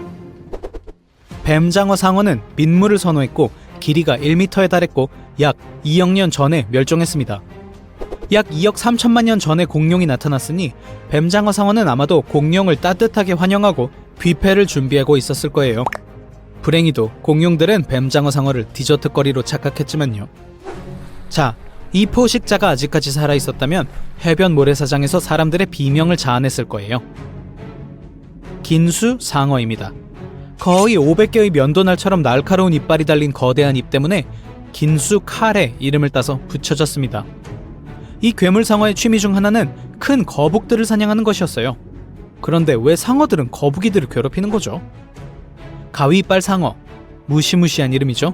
이 상어는 약 3억 년 전에 살았으며 이상한 모양의 머리를 가지고 있었어요. 가장 이상한 부분은 주둥이였어요. 이 상어는 낡고 다른 이빨이 빠지지 않고 그 뒤에 새로운 이빨이 계속해서 자랐습니다. 그러고 나서 앞쪽에 있는 이빨들이 앞으로 밀려나갔고 나이가 들면서 그 상어는 정말 이상한 가위 이빨을 갖게 되었어요. 과학자들은 아직도 그 이유를 확실히 모르고 있습니다. 치아 교정이 필요할 것 같아요. 메갈로돈의 오랜 통치 기간 동안에도 불구하고 이들이 유일한 고대 포식자 상어는 아니었습니다. 예를 들어 이름이 어려우니까 그냥 칼이라고 부를게요. 불행히도 더 많은 정보를 얻을 수 있는 충분한 화석이 발견되지 않았지만 몇몇 연구에 따르면 칼이 12.7cm 이상의 이빨을 가지고 있었다고 합니다. 이것은 또한 아마도 6m 길이까지 자랄 수 있다는 것을 뜻해요.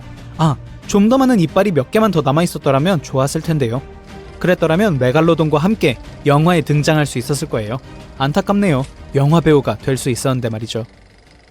뭔가 미끌미끌한 걸 찾으세요? 많은 사람들이 달팽이가 껍데기를 달고 있는 민달팽이라고 믿는 경향이 있어요. 비록 아주 비슷하게 생겼지만 둘은 완전 다른 종이에요.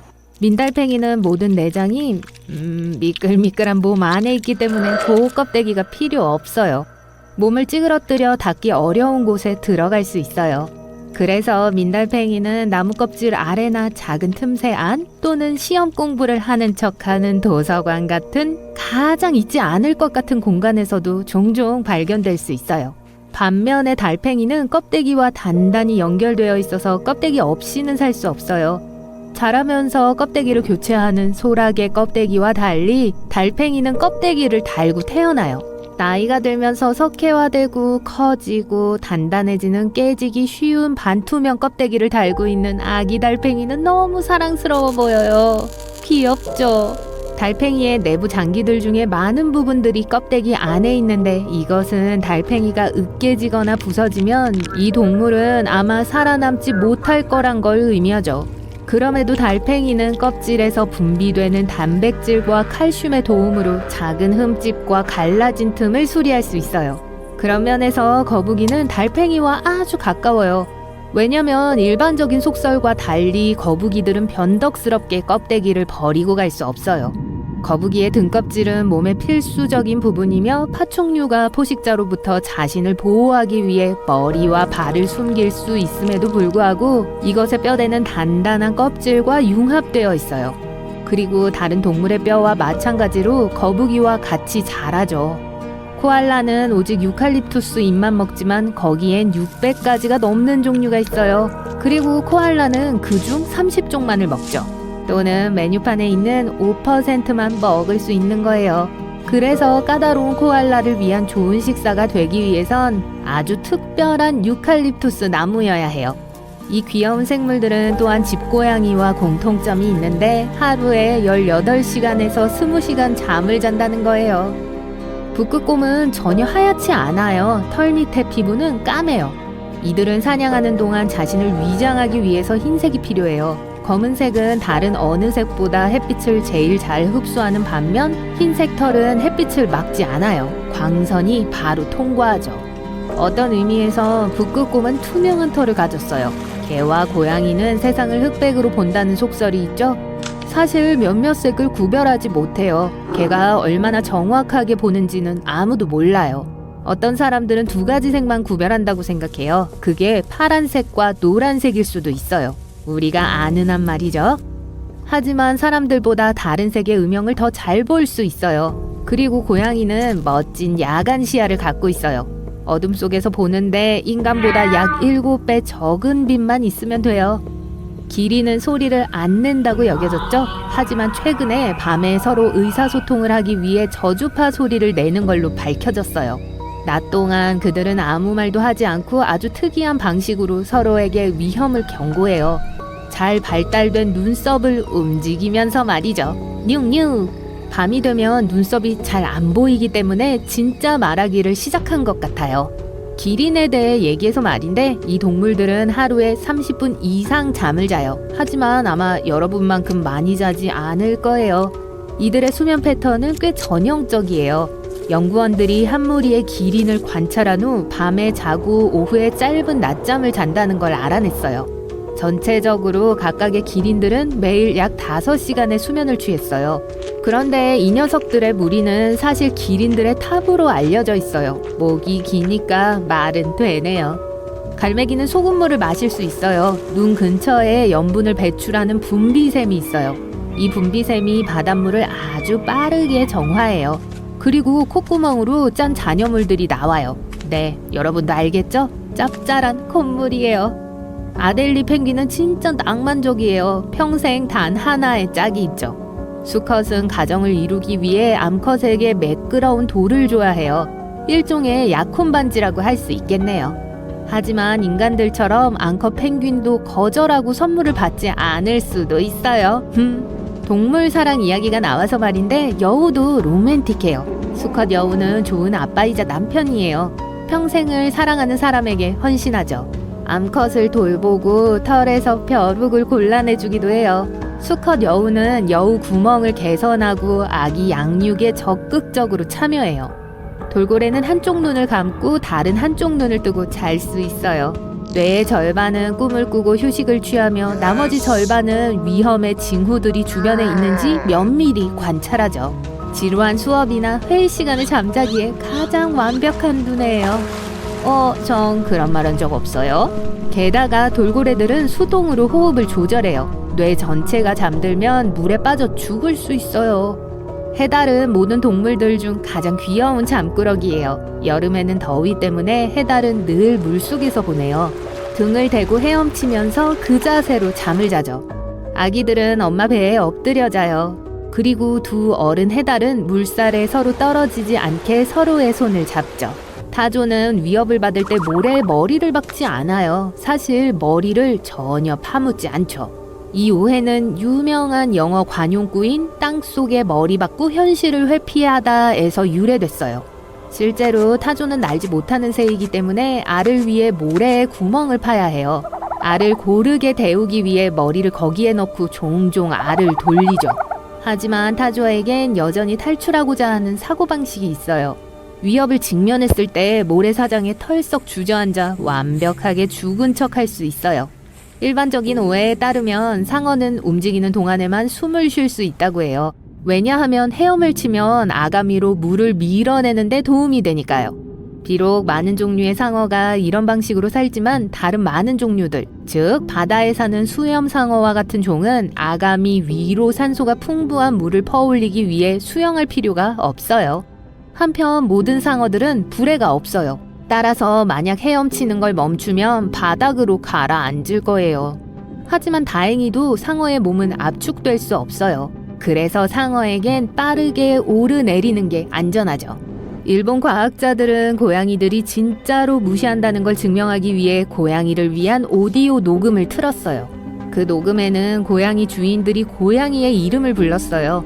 고양이의 동공이 확장되고 동물들이 꼬리, 다리, 귀를 움직였어요. 고양이가 사람 소리를 들었지만 거의 반응하지 않았어요. 이 모든 건 진화예요. 고양이들은 곡식을 먹는 쥐들에게 끌려 사람들에게 다가왔어요. 사람들 가까이 살았지만 결코 길들여지지 않았죠.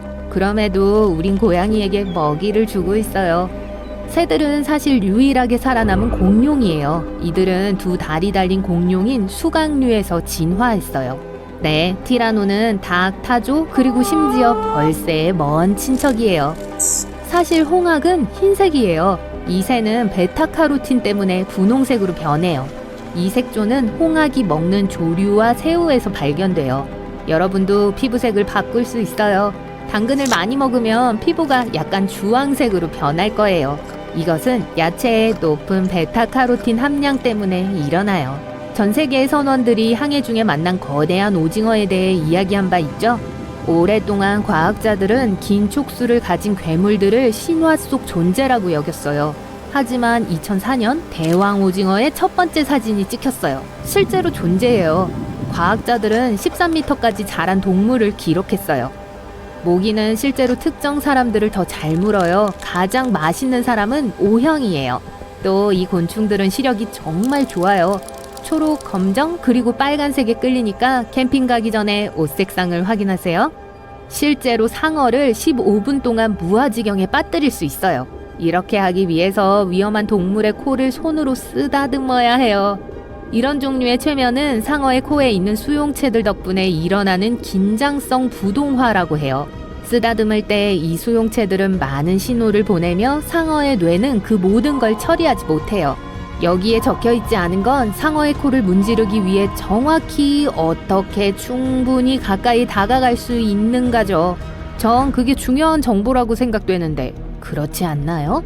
코끼리는 쥐 그 자체를 무서워하진 않아요. 하지만 이 거대한 동물들은 시력이 나빠요.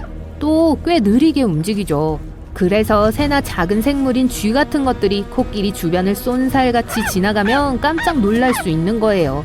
놀라움의 요소일 뿐이지 그 이상은 아니에요. 카멜레온은 색을 바꿀 수 있어요. 하지만 이 생물은 위장하려고 그러진 않아요. 색은 체온을 조절하고 동료들과 소통하는 걸 도와요. 대부분의 개들이 숨을 헐떡일 때 혀가 입 밖으로 나와요. 그래서 많은 사람들이 개는 그렇게 땀을 흘리는 줄 알죠. 사실 개의 땀샘은 발바닥에 있어요. 게다가 몸 전체에 다른 땀샘들이 있어요. 개는 비강, 혀, 그리고 폐 안쪽에서 수분을 증발시키기 위해 숨을 헐떡여요. 이게 개를 식혀주는데 도움을 줘요. 말벌은 그냥 놔둘 수도 있지만 말벌이 여러분에게도 그렇게 할 거라고 확신하진 마세요. 벌은 인간의 경계를 존중하므로 여러분이 그들을 방해하지 않는 한 여러분을 해치지 않을 거예요.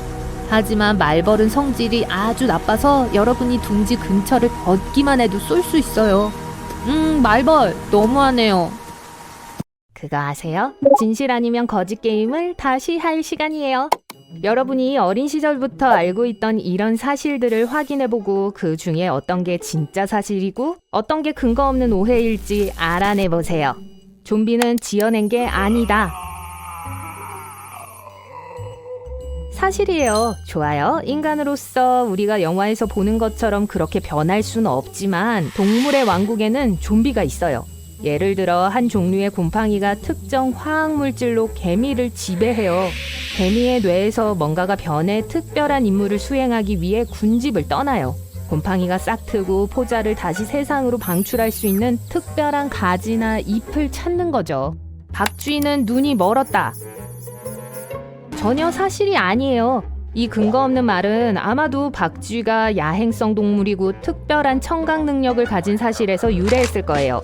박쥐들은 대부분 날이 어두울 때 사냥을 하고 고래처럼 반향 정위 측정이라고 불리는 것에 의존하지만 그게 눈이 멀었단 걸 의미하진 않아요.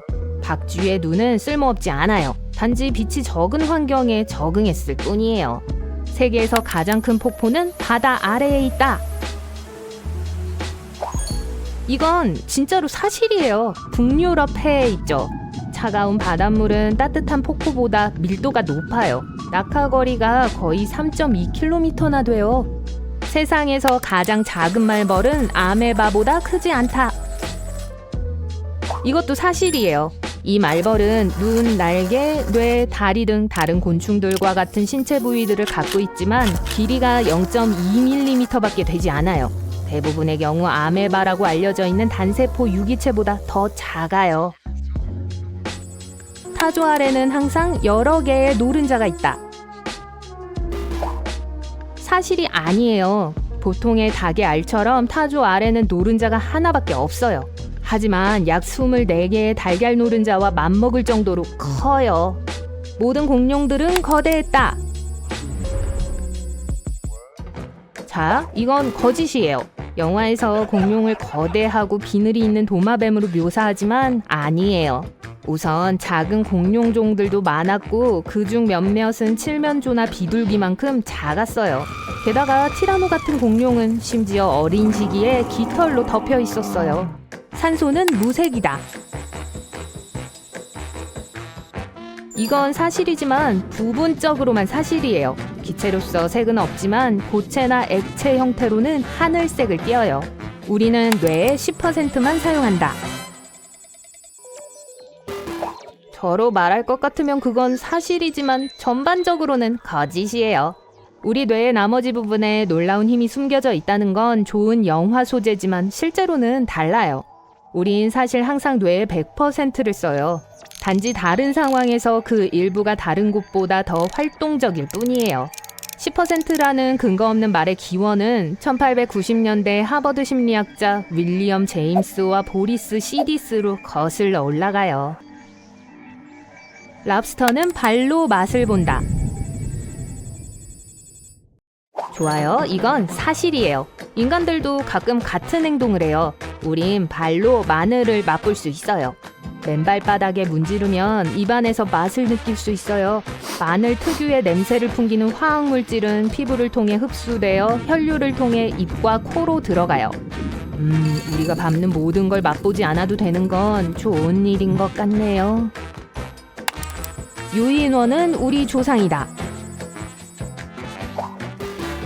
아니요, 우리 모두 영장류구 공통점도 있지만 침팬지와 같은 종들과는 아주 먼 유인원의 조상이에요.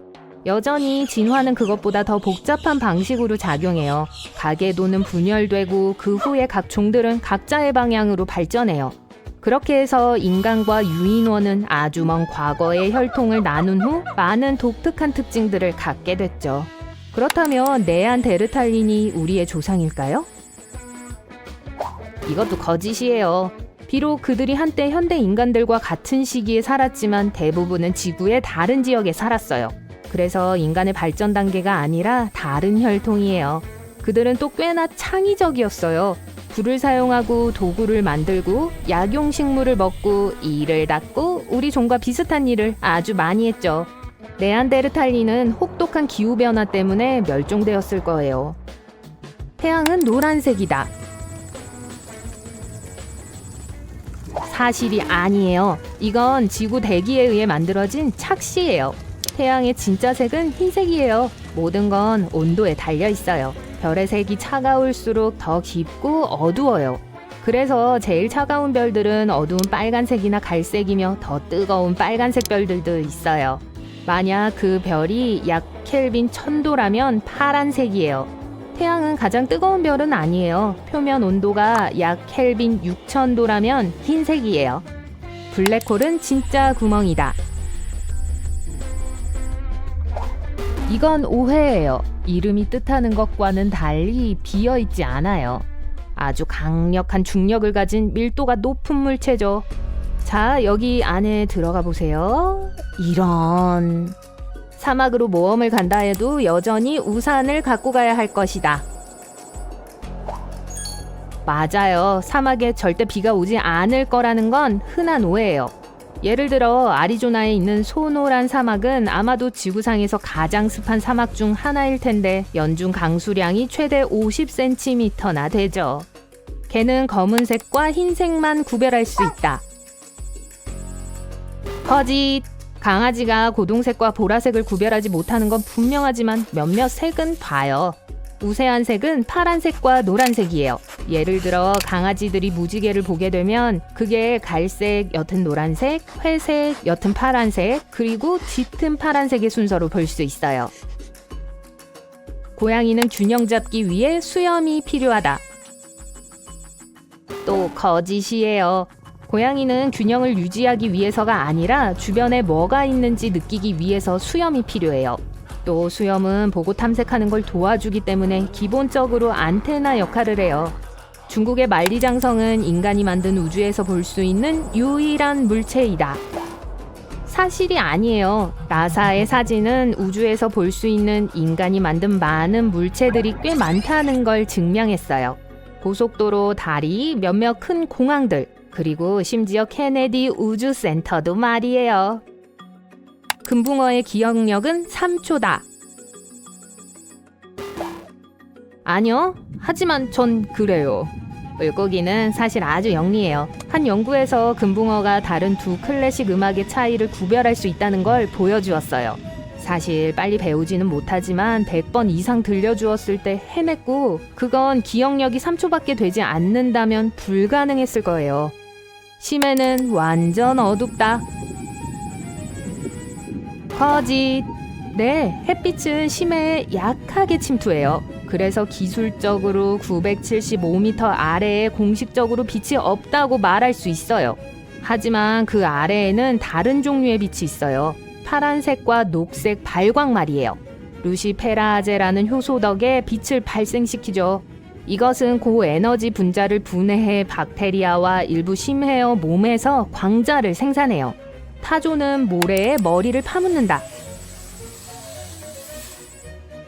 사실이 아니에요. 이 경우 새는 질식사 때문에 큰 문제가 생길 가능성이 높아요. 실제로 일어나는 일은 땅에 머리와 목을 대는 거예요.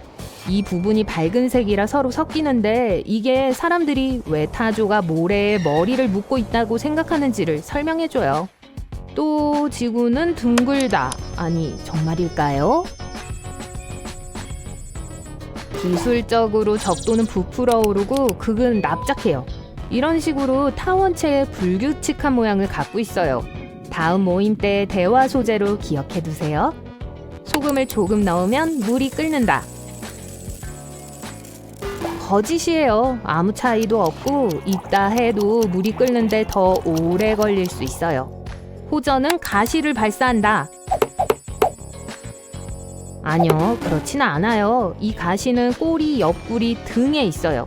동물이 위협을 느끼기 전까지는 납작하게 누워있죠. 하지만 이건 방어 메커니즘이 아니에요. 왜냐하면 가시 촉감이 다소 부드럽기 때문이죠. 아마도 이 오해는 가시를 만지면 떨어질 수 있기 때문에 생긴 것 같아요. 낙타의 혹은 물을 저장하기 위한 것이다.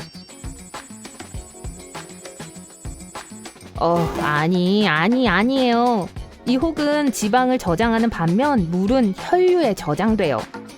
흰긴 수염고래의 혀는 아주 크다. 다 자란 코끼리만큼 무게가 나갈 수 있다. 진실. 네, 이 친구들은 엄청 커요. 또 흰긴 수염고래의 심장은 거의 작은 피아노만큼 커요. 잠깐만요. 심금 피아노선. 그렇다는 건 흰 긴 수염고래가 피아노를 칠 수 있다는 걸 의미하네요. 네, 때론 이렇게 속설이 시작되는 거죠. 우리는 머리를 통해 더 많은 열을 잃는다. 아니요, 사람들이 그렇게 믿는 진짜 이유는 추울 때 우리가 덥지 않은 채로 있을 가능성이 가장 높은 유일한 부분이 머리이기 때문이에요. 만약 티셔츠만 입고 밖에 나가면 팔에서 열이 방출될 거예요. 그러니까 모자를 쓰세요, 여러분. 한편 겨울에 밖에서 티셔츠만 입고 있다면 팔만 차가워지는 건 아닐 거예요.